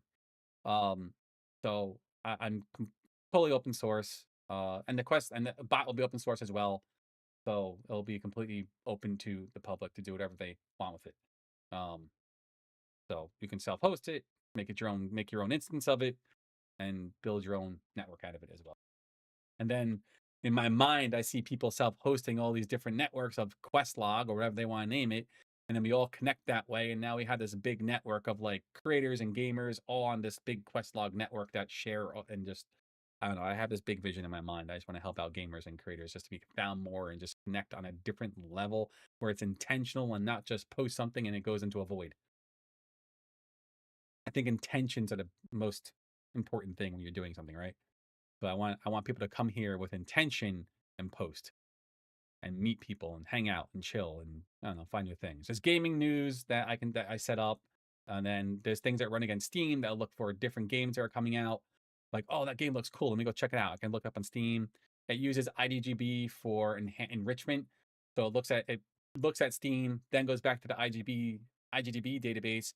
If that game's releasing on console as well, it shows that it's releasing on console. Um, so yeah, I have to make a video on this. This was just impromptu, so I'm definitely gonna make a video on it as I get closer to beta. Um, so I definitely want to make a full like structured video if I want to do. This is just impromptu that people probably won't see except for who's alive right now. but but yeah, so I'm gonna make a full video on this. Probably after my Matrix video of how to join Casual Heroes, and then I'll record this. Yeah, like Animusha, Way of the Sword, PC, Xbox, PlayStation 5, full action, single player. And then you can look at it at Steam or you can look at it at IGDB. So I don't know, it's just something that, giving players more power, streamers more power, things like that. Oh, and then the one thing this one's gonna be a little tricky because I have to make sure I moderate it correctly. But this is gonna be I want to host game servers. Like I have 3 servers here. Might as well freaking use them. That will be public servers hosted by Casual Heroes, and it'll be 3 servers that will always be hosted. And then if I start seeing things winding down, people aren't playing as much, in the admin panel, I can come to server polls and activate it, and then come back to here, and the people on here will show that, oh cool, we can get new servers and everyone can vote on the next one they want to rotate through. The community gets to choose what games they want to see as they're playing it. I host it. As we grow, we'll find good people who can moderate and help moderate the servers, and it's a public server. So and we'll rotate them through. We'll always have a backup of it. So if we want to bring it back in, we bring it back in and we play it again. So I don't know, I'm just trying to do something different with the gaming community and make something fun. So we'll see how it works. But yeah, that is it in a nutshell. But yeah, I'm gonna make a full video on it. So I'm excited. I'm really passionate about this, and I hope it goes the way I'm thinking about it. But we'll see what happens. And then I'm definitely gonna look for people who are I'm gonna need to find I would love to connect with people who are like pen testers. Just to pen test. I mean, not that we're not a bank. I'm collecting minimum information. Your email, and that's really it, just so you can sign up. Everything else is what Discord has. Your Discord user ID, any Discord channels, any um your user ID and a password, and everything's encrypted at rest. Salted, so can't be hacked or unsalted or whatever you want to call it. Can't be seen. It's encrypted. So I made sure that I did all that. So I did security best practices. I work in GRC and IAM, so I have an idea. But yeah, I'm definitely gonna save that passion. So anyway, I digressed a lot. Let's move back to Linux. Thank you for bearing with me on that. I was and letting me share that. Um, let's go back here. But yes, I'm definitely gonna make a full video on it.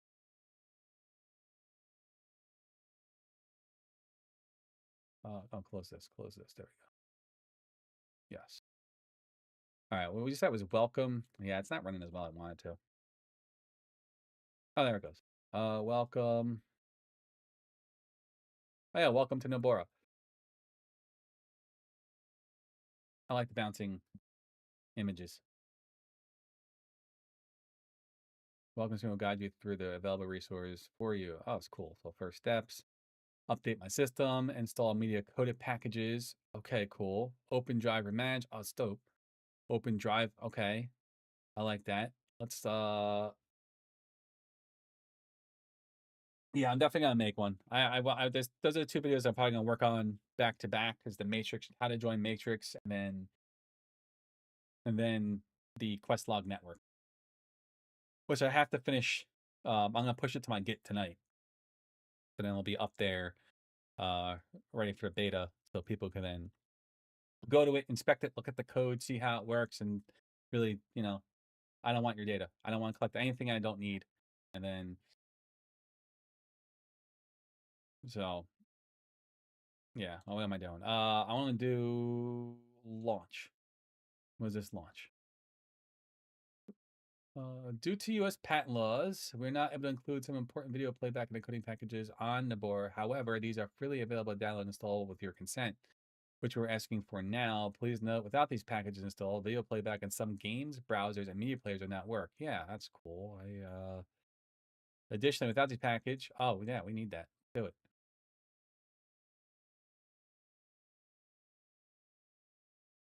Oh wow, that's like literally. I had to do all this in the terminal with Cache. Like some stuff came there, but there's a lot of stuff I had to install manually. I was like, oh, you need this. I was like, oh, okay.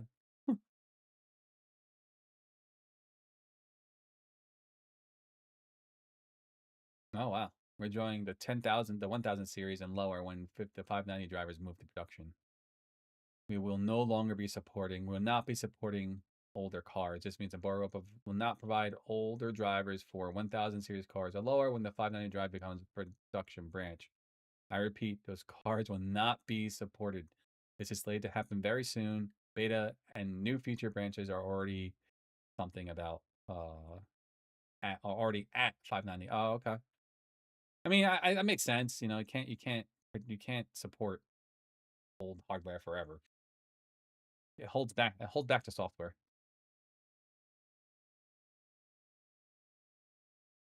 This is cool. I like this. Is literally just a click of a button. Oh, I love that Brave. I love that they have Brave browser installed. By the way, I feel like with everything going on, I'm really just pushing more open source and decentralized. And I know Matrix is really going to be a uphill battle trying to get people onto it, but I just feel that it's like the right place to go to get true freedom. But I don't think I'll ever close my Discord and just leave a Discord bridged with the Matrix, just so people who don't want to leave have a home, and we just bridge the two communities. That was that was seamless. What else we got? We can install web app. Oh, I love you can install DaVinci. So I had I so um oh yeah. Whatchamacallit? The Chris Titus tool. That I use that to debloat Brave, and it removes all the BS from Brave. I can't. Was it Leo AI or some nonsense like that? Like, get this crap out of here. I don't want your AI. If I want AI, I will go to AI. Don't force AI down our throats. I love that I can install this. What is this? A custom policy JSON. That's cool. I like that.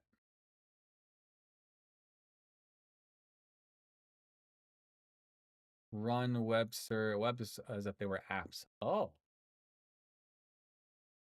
is this is like a progressive web app, like kind of like Windows does? Is that what this is?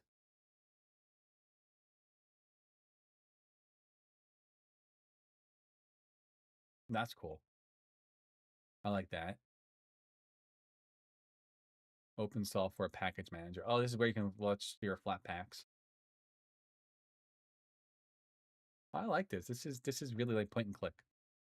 Here you go, Alginox. If you're looking for a good this might be it, because I did cache OS. It was very terminal heavy, as like Man pointed out. It was very terminal heavy. I like their store too. I didn't really care for Cache store. Their store. That was called their app store.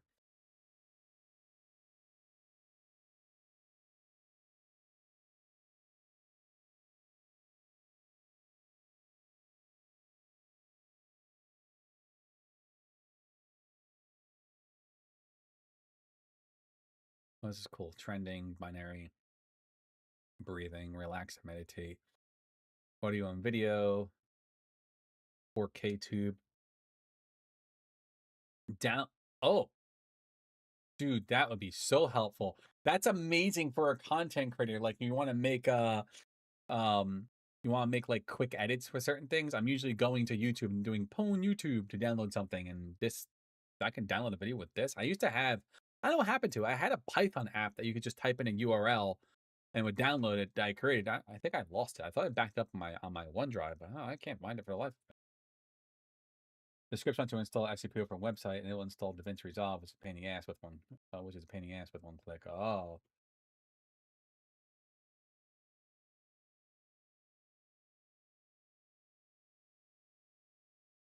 yeah, I had such issues with DaVinci Resolve. I use that on Windows a lot. It's such a good. I was using KDN Live, with Cache. It was decent. It worked like DaVinci. It just wasn't as robust as DaVinci. But I made some videos with it. But it kept bitching about NVIDIA drivers, and I followed so many different freaking guides to get it working. I just could not get DaVinci to work on Cashew for me. That was another reason why I kind of get back to Windows. I'm like, all right, I just gotta come back to Windows for now, just so I can do what I need to do for my content creation. Ooh, Audacity, Audio Tube, Music YouTube. They got some cool shit on here.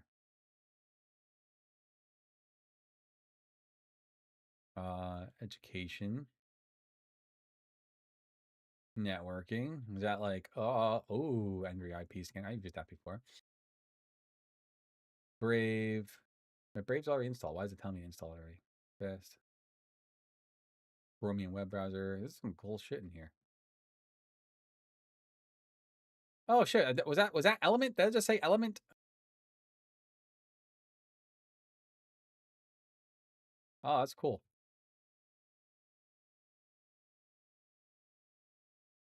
Look at that. Installed directly from a FlatHub. Flat Post is for Flatpak. There's one more app to manage apps. Some of them search some manager. I don't know name.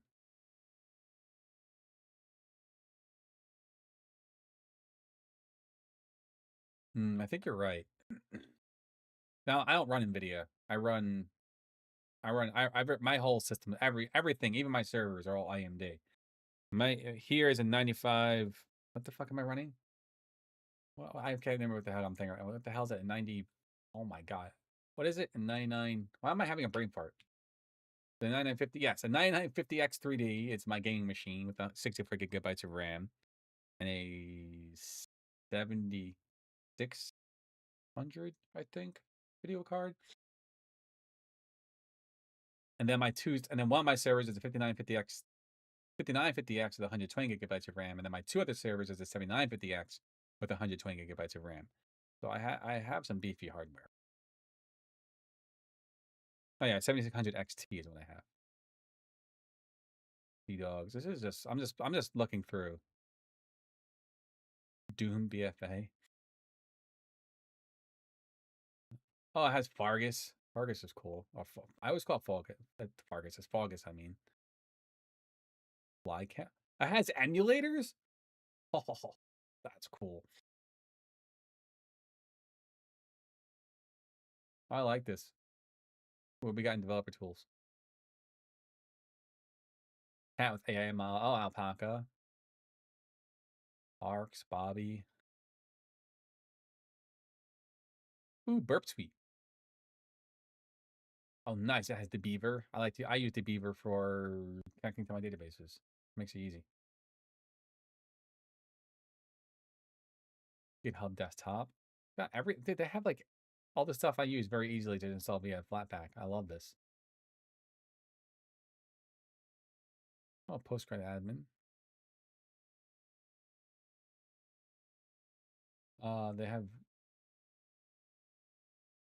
They do have Visual Studio. Okay. I figured they would, but isn't this the one? This one's good, right? This is the oh, why the hell my mouse get so big? Yeah, VS Codium. This is like a port of VS Code, isn't it? I guess rid of all the Microsoft branding.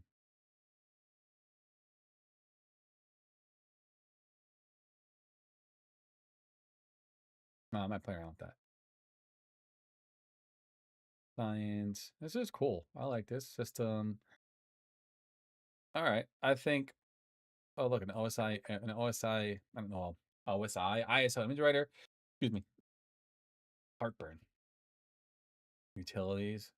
Oh, password manager. Wait, but one pass costs. Doesn't. Then you have to subscribe to that.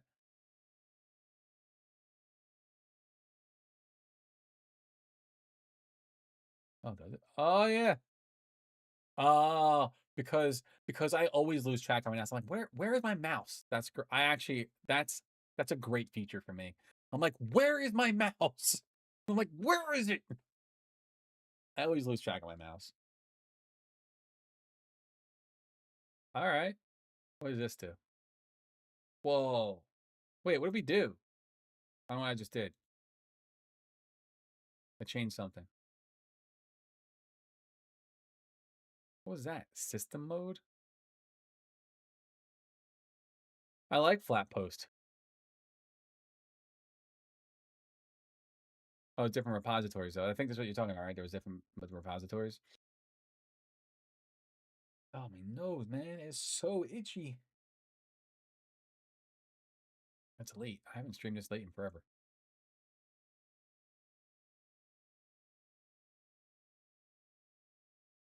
Oh, okay. I gotcha. I'll probably keep it user space then. I don't want to. I mean, it's only gonna be me using it. All right, this is cool. I like their official. I feel it's very Windows-y, which I don't mind. I'm not looking to become like a Linux power user. I just want like a good daily driver. I can play games, do my coding, browse the internet, and just chill. When I want to get when I want to get nitty gritty with my servers, I'll remote into them and mess around with Debian 12 and all its terminal nonsense because it's a headless server. All right, I think I'm sold on this. Contribute. Oh, I wouldn't know how to contribute to that. I'm good at like some web development stuff. I ain't no OS freaking person. This is cool.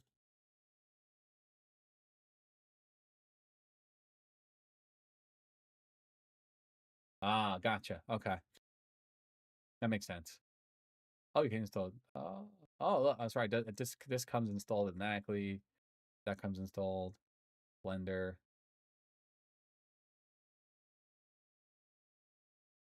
Optional steps. All we did is look at this already. And first steps.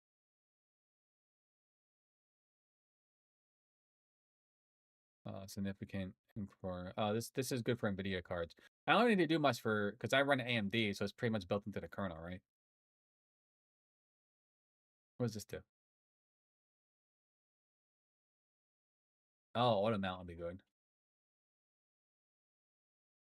I have a lot because I felt like in Cache, which I never set up and I should have, my MVMs or my NVMEs, my NVMEs, my SSDs, um, had to they didn't auto mount. I had to click on each one when the thing loaded. I probably could have make them auto mount. I just didn't get them into my this is my ftab file. I guess I could have done that. I just didn't do that. No, Cache was cool, but it was definitely very power user. Like you were in the terminal a lot.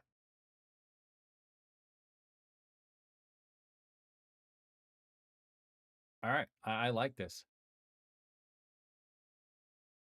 With driver management install example rock M support. Oh, okay.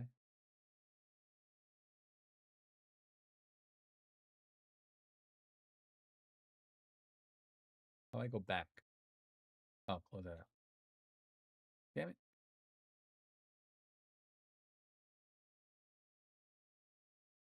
Oh, okay. You can pretty much install all the regular drivers here. Audio devices. Gotcha. What I liked about Cache OS is Windows. Oh, God. Windows. Yeah, you gotta love Windows. So my PC's on Wi-Fi here because my router is in the living room on my desk. My Wi-Fi router for this. So Windows, when you install it, it's like, oh, we can't connect your internet because we can't help you. So I'm like, well, that's useless. CacheOS during the install installed all the drivers I needed, and I was on the internet within seconds. Where Windows, I'm like, let me get my freaking USB drive and get the freaking INF file so I can load you into it so I can get you on the damn internet. It's just Microsoft annoys me.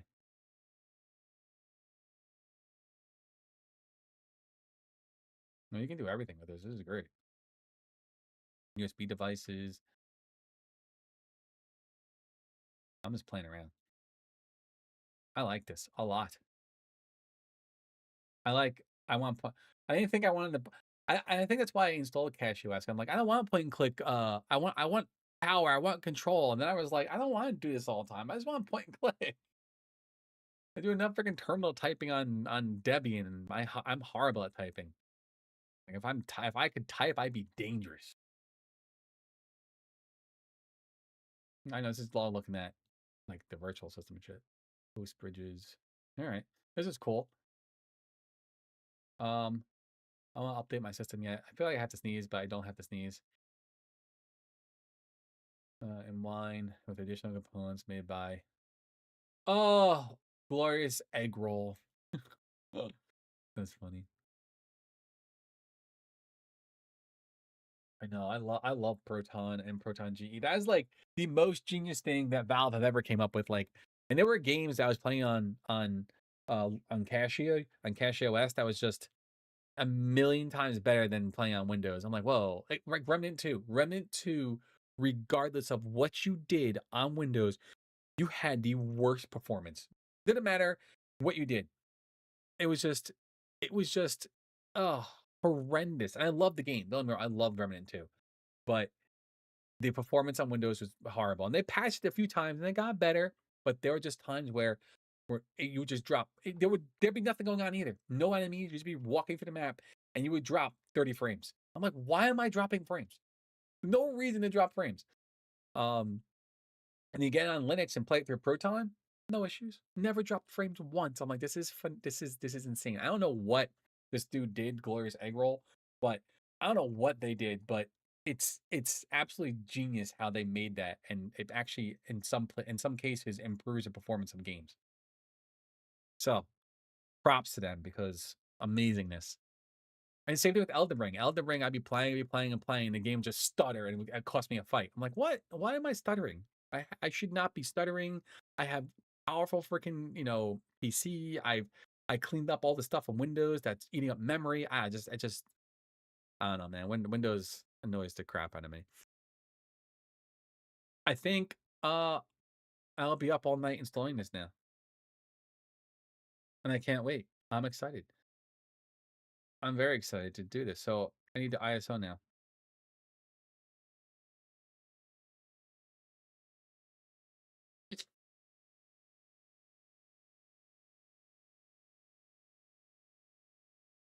Oh,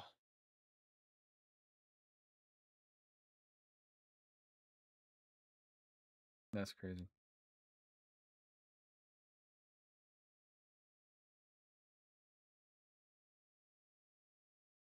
All right. I need like what did I download? Did I download the live? I guess I can put that to Rufus. Let me format. Do I have that in there? I do.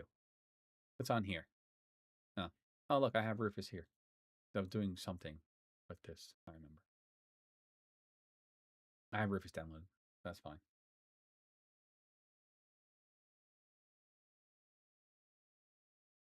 So you not have black screen instead of entry video in the game. Okay. Yeah, I know it's experimental. I didn't know, I've used it, but I never like educated myself on what it actually does. I'm like, oh, yeah, a Ventoy? What's Ventoy? What's that? Oh, Ventoy. That's it. My friend told me about that. This one, right?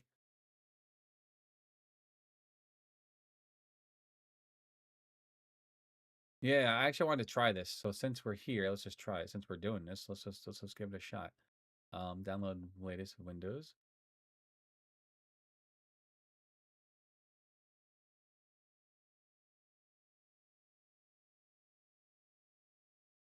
All my software goes on a D drive because it's a big 2 terabyte hard drive. I just store all my bullshit software on here.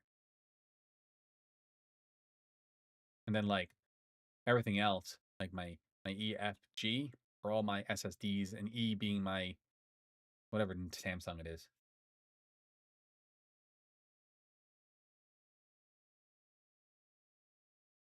That's right, because you can store tons of images on this. So I could download like, you know, Nobora, then I could download like Cache and all have it on there. I never really have to format and everything again. So that's cool. I like that. Because I'm always formatting my drive. Oh, I gotta put this on now. I gotta put this iOS on now.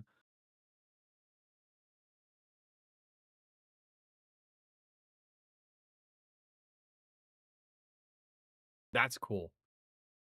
Some people are just geniuses, man. Like, it's amazing. Yeah, I love that agent. It's just so cool.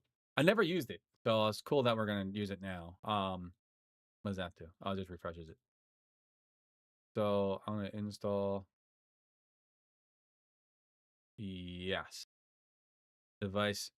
Double check. Yes. Okay. Format the shit out of it. Do it. Oh, I don't know. Oh shit, I should have did that first. Well, I'll check and we can format it later again. We need to, I guess we want secure boot. So dehydrated. I drank tons of water today. Need some electrolytes in me. I was on vacation and I felt like all I did was drink wine. Oh, okay. I'll check. We'll reinstall. If it's not. Yay, option. Ah, damn, it was on. Let's do it again. Install. Yes. Yes. Yes. Now it's off. Oh, I'm just clicking buttons. Oh, okay, then clear Ventoy. Oh, it looked like I did it the same way too. Oh, my nose. I blew my nose twice before I came back on freaking stream. She never texted me she was home.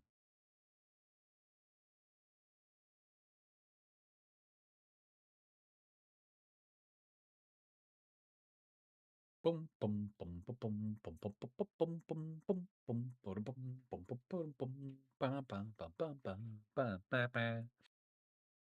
Oh, I have Mario stuck in my head.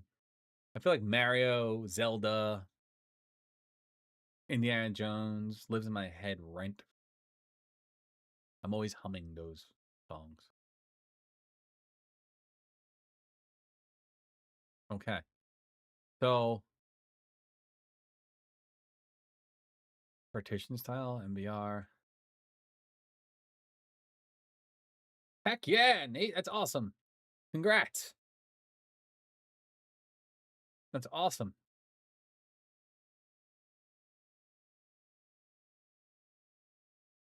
I need my buttons back so I can press buttons. I have to set them all up again. I just haven't. They've been bouncing between different OSs. I have a button when someone does something cool. I press a button and it goes celebrates with Final Fantasy music. We might get copyrighted for that, so I'll have to do something different. But yeah, it's awesome, dude. Congrats.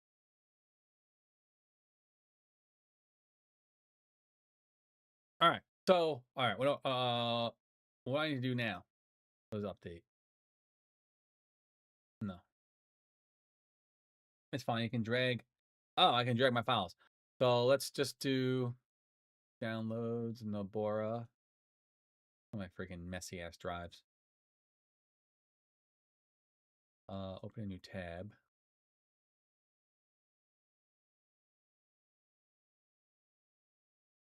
Ooh, I'm so excited. I'm gonna put 2 of them on there just so we can play with it.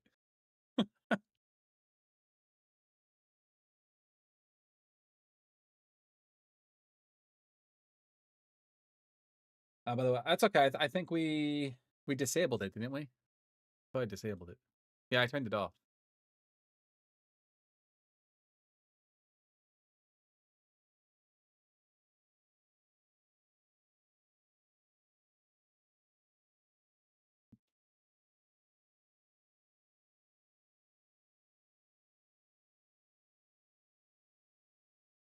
Now the waiting game.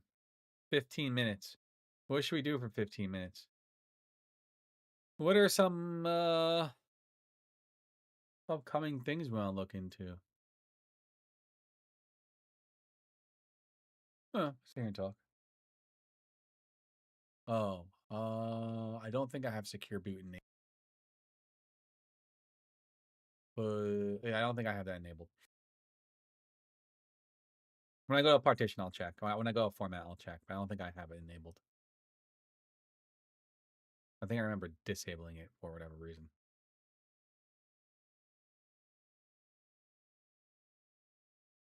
I think I did. I don't know. I'll check. I check when I go to. I check when I go to wipe out Windows, which will be in a little bit. Say goodbye, Windows. Sorry, can't deal with you anymore. I tried. I was really trying, but the only thing I would love to be able to do, what I would love to be able to do with Linux, is to get my Wavelink stuff installed. Like, this thing is amazing. You know, Elgato's got its issues, but their software is actually really good. It's really loud. Their software is actually really good. So is that. I'm probably deafening everyone. The software is actually really, really good, and I would love to get this working inside Linux. I wonder if it'll work in bottles or something. I never really tried that. So, I don't know. Gotta figure it out. So, I guess we'll see. I'll play around with it. Because otherwise, I'm not sure how to get my mic to sound all pretty. I just wish it would have. I just wish Elgato would make a Linux version of this. It would just be really helpful to people who don't want to be on Windows anymore. So, damn you, Elgato!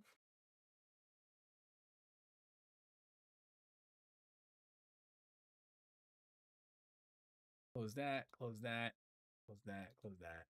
That. Ah, cool. Oh, that's good stuff. I'm excited.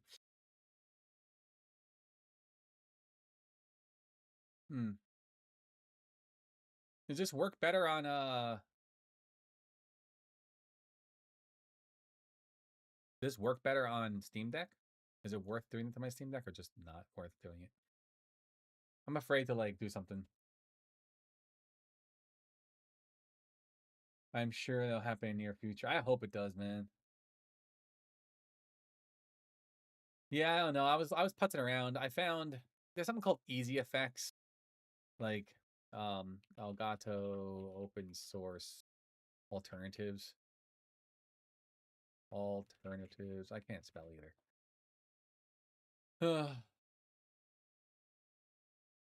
Actually, let's do Wavelink. That would be a better.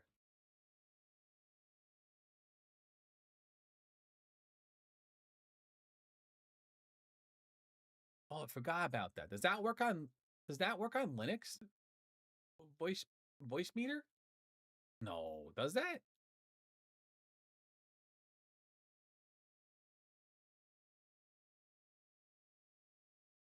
Oh, it's not about. Okay, I didn't think so. I was like, is it? I don't remember it being for Linux. This is actually Voice Meter Banana was actually freaking phenomenal.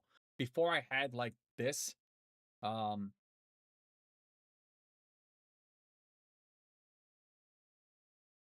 it was actually really, really helpful and it worked really well.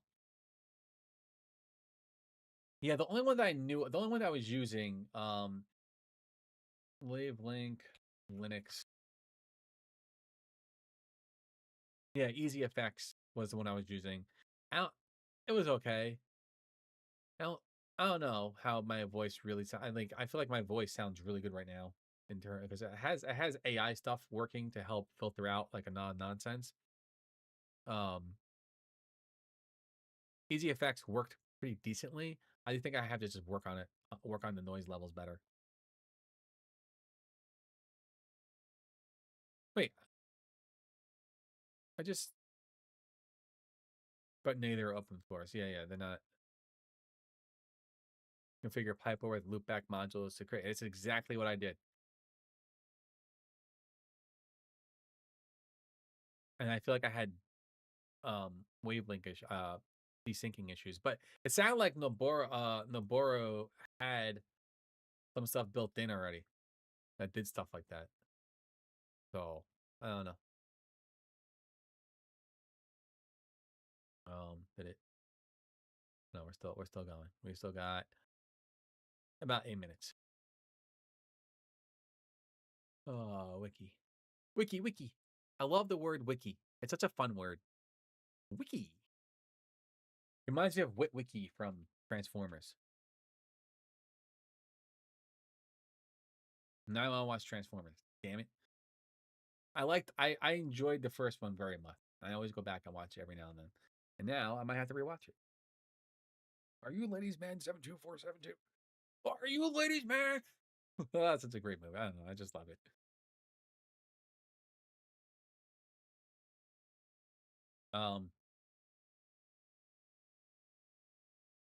OBS Studio.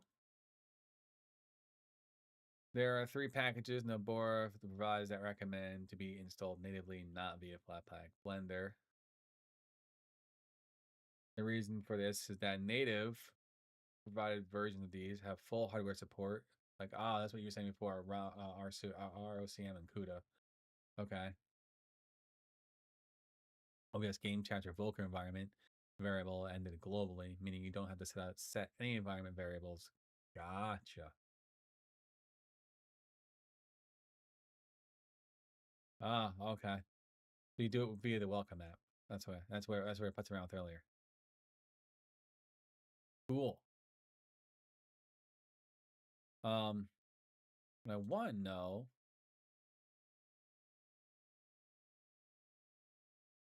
which is a schedule man user space, I think, which can improve performance of PC in general. And the board is called it's Falcon D app to manage this.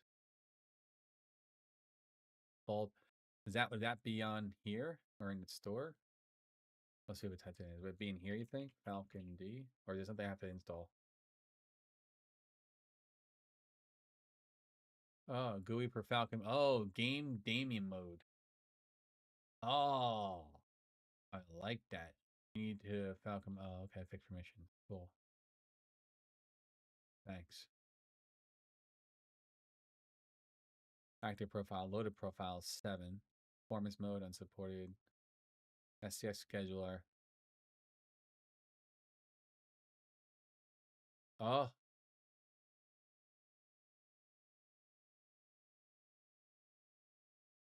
well, that's cool. I'm guessing you can go look up profiles or create your own profiles to help improve performance on certain games. Oh, I like this. I like tweaking things. I'm a tweaker. Doesn't sound good. I'm a tweaker.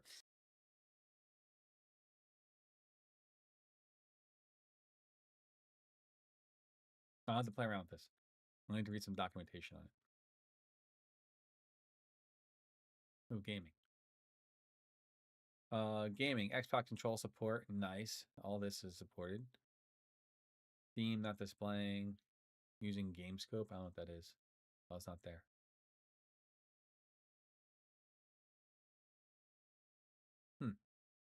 Backing up with Clonezilla. Yes, please. All my servers are backed up with Clonezilla. And my Proxmox is backed up. I take a snapshot of it every week, I think. Keeping up to 3 snapshots just in case.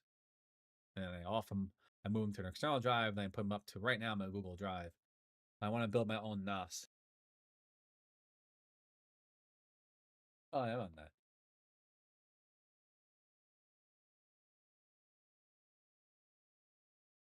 Oh, automatic game detection. That's cool.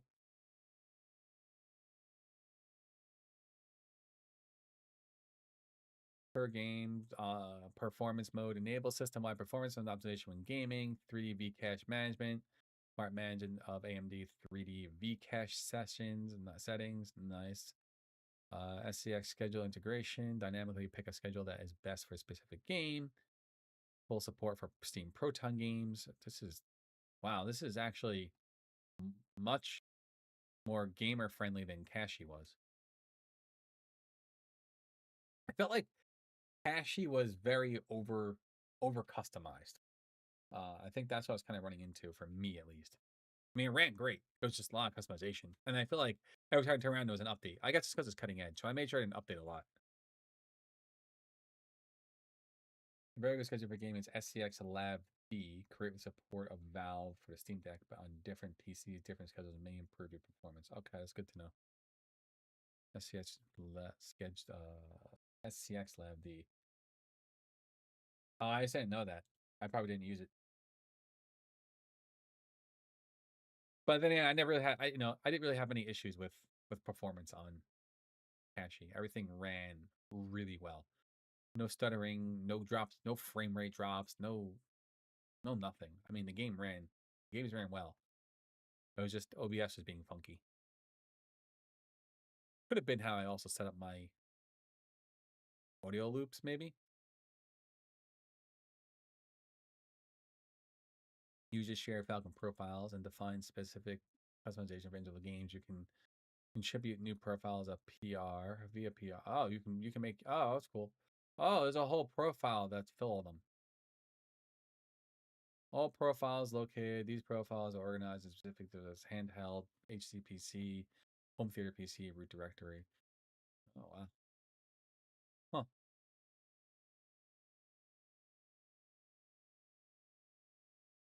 That's cool. Name true BFP LAN gaming. Huh. Takeovers. This allows you to customize games without modifying system files. Oh, dude, Linux is dope. I just love like the freedom and like control you get over with it.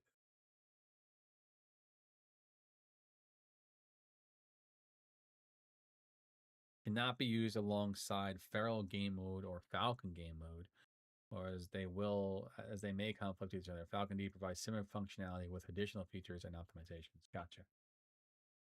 Why Falcon D? Traditional gaming on Linux often requires manual optimization for each game, tweaking CPU governors, scheduling priorities, and cache settings. Falcon D automates this process by automatically detecting when games are running, applying optimized settings based on pre-configured profiles, reverting settings when games are closed, providing a centralized way to manage gaming performance, easy switching of options for different device types.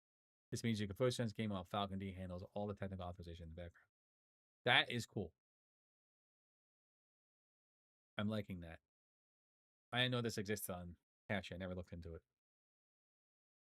I just installed it and said, "Let's go play." And then, like I said, I never had issues with it. It was phenomenal from a gaming standpoint. It was amazing.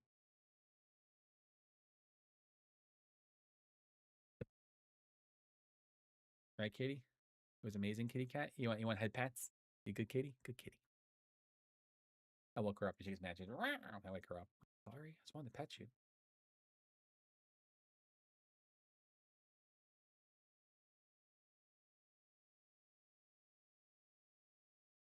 Designed it for himself and his father, a personal preference. Known and Katie are additionally shipped to appease most major users, and all three are shipped because they offer VRR support, very refresh rate, aka FreeSync on Wayland, which is long-term goal for gaming on Linux.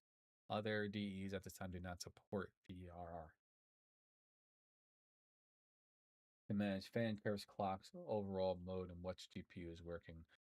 I don't really like messing with my GPU, but I usually just leave it as stock and it runs pretty well. I mean, the 7600 XT kind of, I don't know, cranks everything I throw at it. So I really haven't had time. I really haven't had to mess with it. But it's good to know if I do need to, I can. LACT. I usually just leave my GPU as is. And my CPU. I usually just leave them stock. I don't mess with. Actually, no, it's a lie.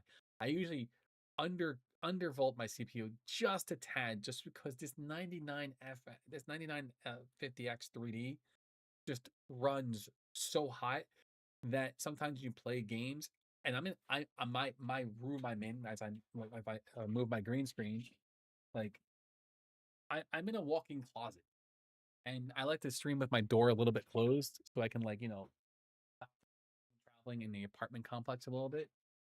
So it becomes a sauna in here, extremely hot. So I undervolted just a tad so I can just reduce the heat a little bit. Um, it works. I lose like a little bit of power, but fine.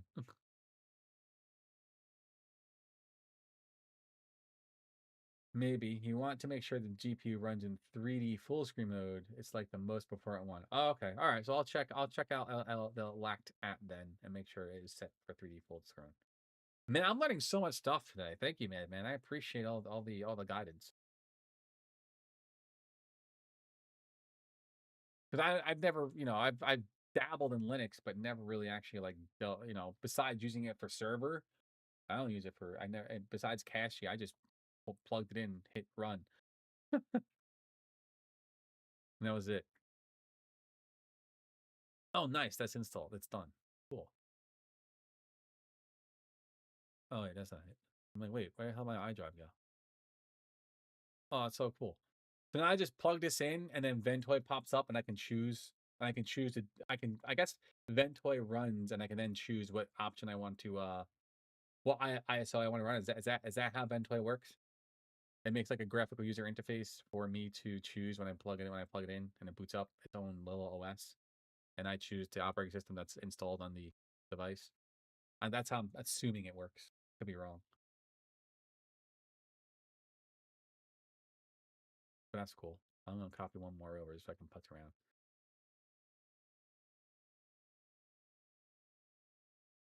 I'm gonna copy pop there too. Not gonna install pop. I just want to see how the application works.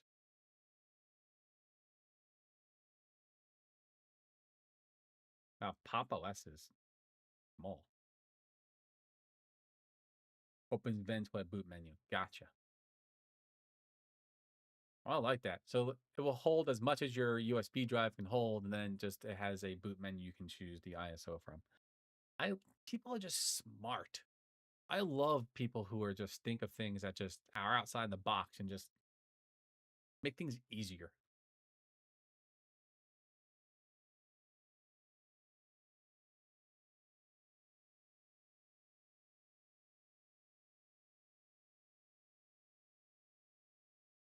No, and the board ships with the kernel that has been custom patched and is built in. Oh, here, Naboro is not. So no, Naboro shipped with the kernel that has been custom patched and is built with it and hosted on CLPR. Packages hosted on projects who have no simple way to sign the kernel after it's been built. Additionally, the boot shims has to be signed by Microsoft, whom has several stipulations that need to be met, including the fee. We are a hobby distribution that uses a custom kernel. We have no plans whatsoever to work towards meeting the shim signing requirements, let alone any additional custom requirements.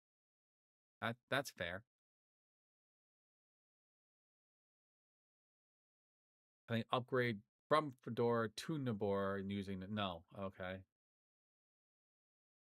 Or Nabora and not installed Fedora on the first install. We try to upgrade from Fedora just by using Nabora repos. None of the extra packages get installed. Additionally, Nabora changes a lot of Fedora's packages and branding.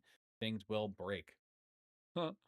Fedora installs update to Nabora using Nabora reps are not supported. Okay. Image updates are fine, but is there anything special going on with the distro upgrades when 42 comes out when the Nabora could be available or is it delayed? Delayed.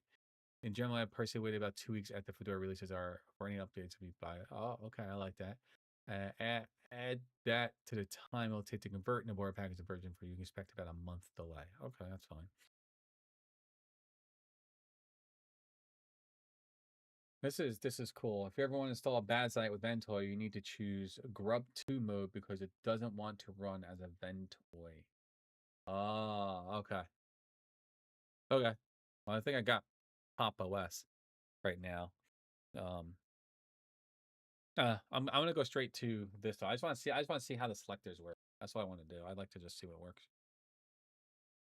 But I feel like this is gonna lean into what I need more.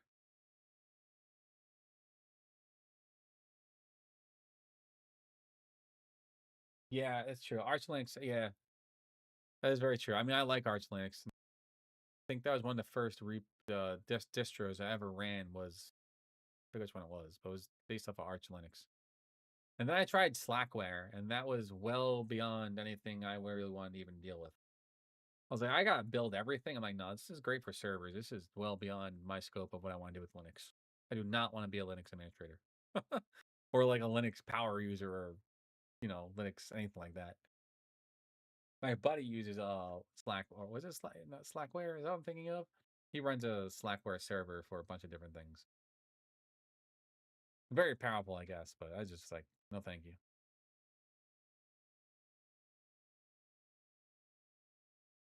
Oh, we're looking at, oh, here, look, lacked. Linux GPU control activation. Oh, maybe I will play around with this.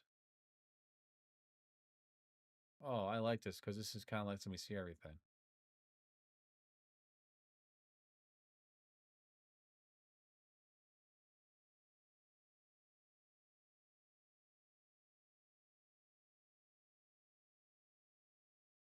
That's cool. This is very cool. Look at this. I didn't even know this existed. Well, I like that. I can actually see the heat and everything. Yeah, that was very, very beyond my scope of what I wanted to learn with Linux. My buddy made his own, a few different servers with it. And I was like, nah, it's cool. I'm good. I was like, just give me Debian and let's call it a day.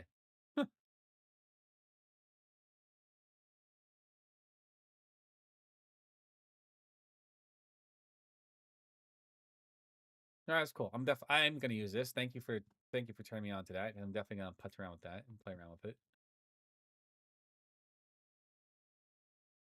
And break mango juice. I love mango juice. Whoa, what is that? Mango juice is a GUI application used to set Mango HUD without tinkering TXT files as alternative to Go overlay. Oh, okay. That's cool. I don't think I would use this. I'm trying to think like it's what is this for? It's a over oh wait, let's go here. If you want Windows Test Manager alternative, there's Mission Center in the app stores. I'll have to check that out. What does this do? What's the I don't know what Go overlay is. So this is probably something I don't need. It's just like show me on my screen what's going on with my sessions and refresh rates and I don't know. There's no explanation. Is there a README? Oh, that's oh, here we go. There's like nothing about this. What does it do? I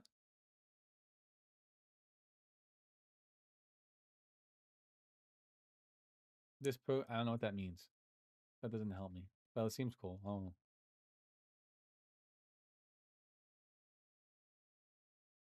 Ah. Oh, okay. I'll maybe I will use that then because I like to see FPS rates when I'm playing a game. I know Steam does it natively, but other games don't. DaVinci Falcon GPU. Oh, GPU screen recorder? I don't want to use OBS. Screen recorder has minimal impact on system performance for recording your monitor using a GPU. That's cool. This is similar to Shadowplay. This is the fastest screen recording tool for Linux.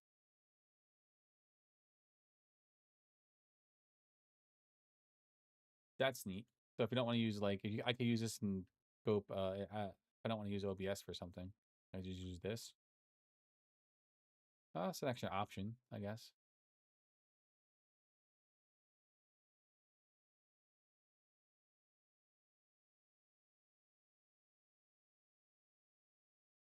What?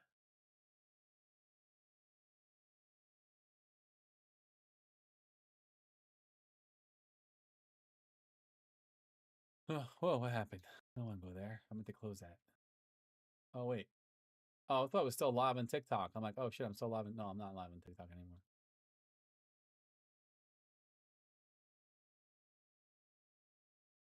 Close that out. All right, cool. Wine ASL. All right, cool. Pop's there too. All right, I'm gonna go probably install all this. This is fun. This is fun. This has been a very educational stream. I'm glad I did this tonight. Thank you for all the advice and help, man, and I appreciate it. I love just learning. So this was very cool.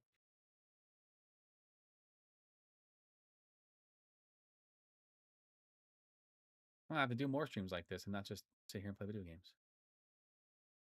This is fun. I like just chatting with folks. And also, GPU screen can create clips for past X minutes. Okay, like the relay buffer inside OBS. I feel like that'd be good for just like if you're gonna be gaming offline and not stream with OBS, just have a lightweight screen recorder so you can create quick clips instead of having OBS running, which can be a little bit heavier. Yeah, it uses a GPU encoder. Okay, so you don't have OBS eating up your CPU as well. That's good to know. So I'll probably use that then when I'm playing games offline, so I make quick, fun clips and post them to the interwebs, as my friend used to call them, the interstates. What do you mean the interstates? You gotta get on the interstates and Google it. I'm like, what?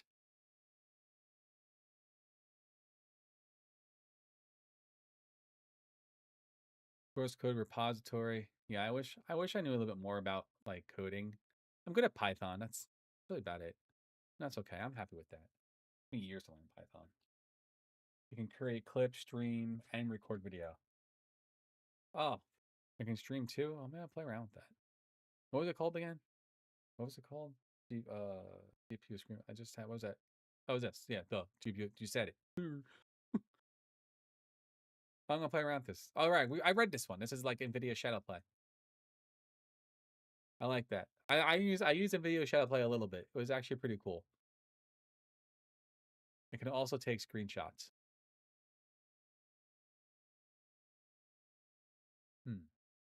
This made me think of something.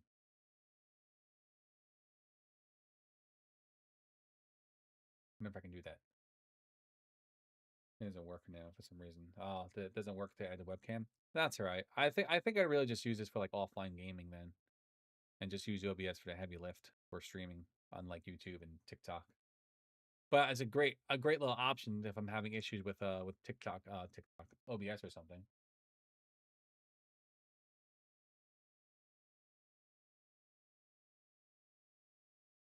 Replay data is stored in RAM by default, but there's an option to store it on disk instead. I feel like storing in RAM would be the fastest, but okay.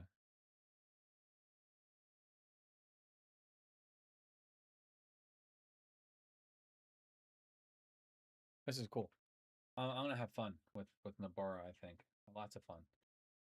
I'm excited for it. I've been streaming for 3 hours. I haven't streamed for 3 hours in a long time. I usually do like hour and a half to 2 hour streams. Well, I think like 40 minutes of my stream was on the phone with my girlfriend and daughter. No, sorry about that. My girlfriend had a tough day at work. So she was venting. You gotta be there for your partner. But all right, ladies and gents, I think I'm gonna call it here. I'm gonna go boot up this into Nobora, and then I will report back on how it went. I'm excited to try another Linux distribution and get off of Windows. Well, I wouldn't get along with Papa West then, man. Me and Gnome do not get along. I like the I like the look of Gnome. I don't like the navigation of Gnome. I think that's what it is. The navigation of Gnome just annoys me. I tried, I tried it the whole time I was on Cache OS. I tried. Just did not jive with me. And maybe it's because I've been on Windows for so long. Maybe that's why I can't break my Windows mentality. But it just did not jive with me. I tried. I was like, nah, this is not for me.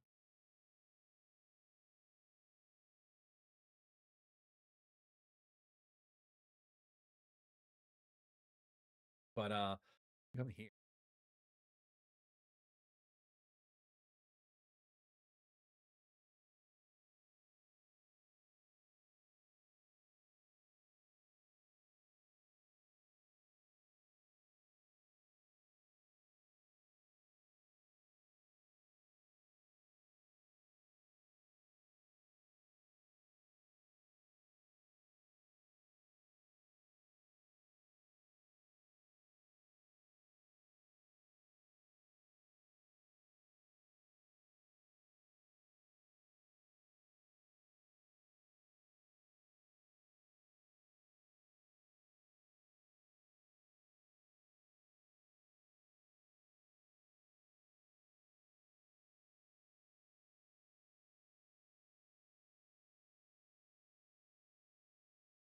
There we go. The scene didn't have a mic. I'm a button. Oh, this live scene didn't have a mic. This is my just chatting stream. It's supposed to have a. Oh, there it is. Cool. I like that because it's like it reminds me of like Souls, like from Souls or an ARPG, and the candle behind me is just I like it. I don't know. Fun. Reminds me of like an inn or something. But yeah. But all right, man. Everyone else, I appreciate you all tuning in. I'm gonna head on out of here, go restart my PC, and install Nabora. And I'm excited, and I can't wait. I'll report back on how it went, and I'll check you all out. I'll probably be live again Sunday afternoon. That probably around like 6 p.m. Uh, probably 6 p.m. Eastern Standard Time. I'll be live again. Probably live showing off Nobora, and then jumping into some Neo 3. So I'm excited for that. I really want to get through Neo 3. I'm going to try to stream Sunday, Tuesdays, and Thursdays. That's the plan I have. Been Tuesdays and Thursdays right now, so we'll see. We can add Sundays in there. But we'll see how that goes. I want to make sure I still have time to record and edit and all that fun stuff. So, but I keep babbling because I'm a babbler. I can't help myself. So everyone, thank you all very much. Have a great night and a good day. I hope you have a good day. I hope you have a good night and a better day tomorrow. And I'll see you on the next one. Peace out, everyone.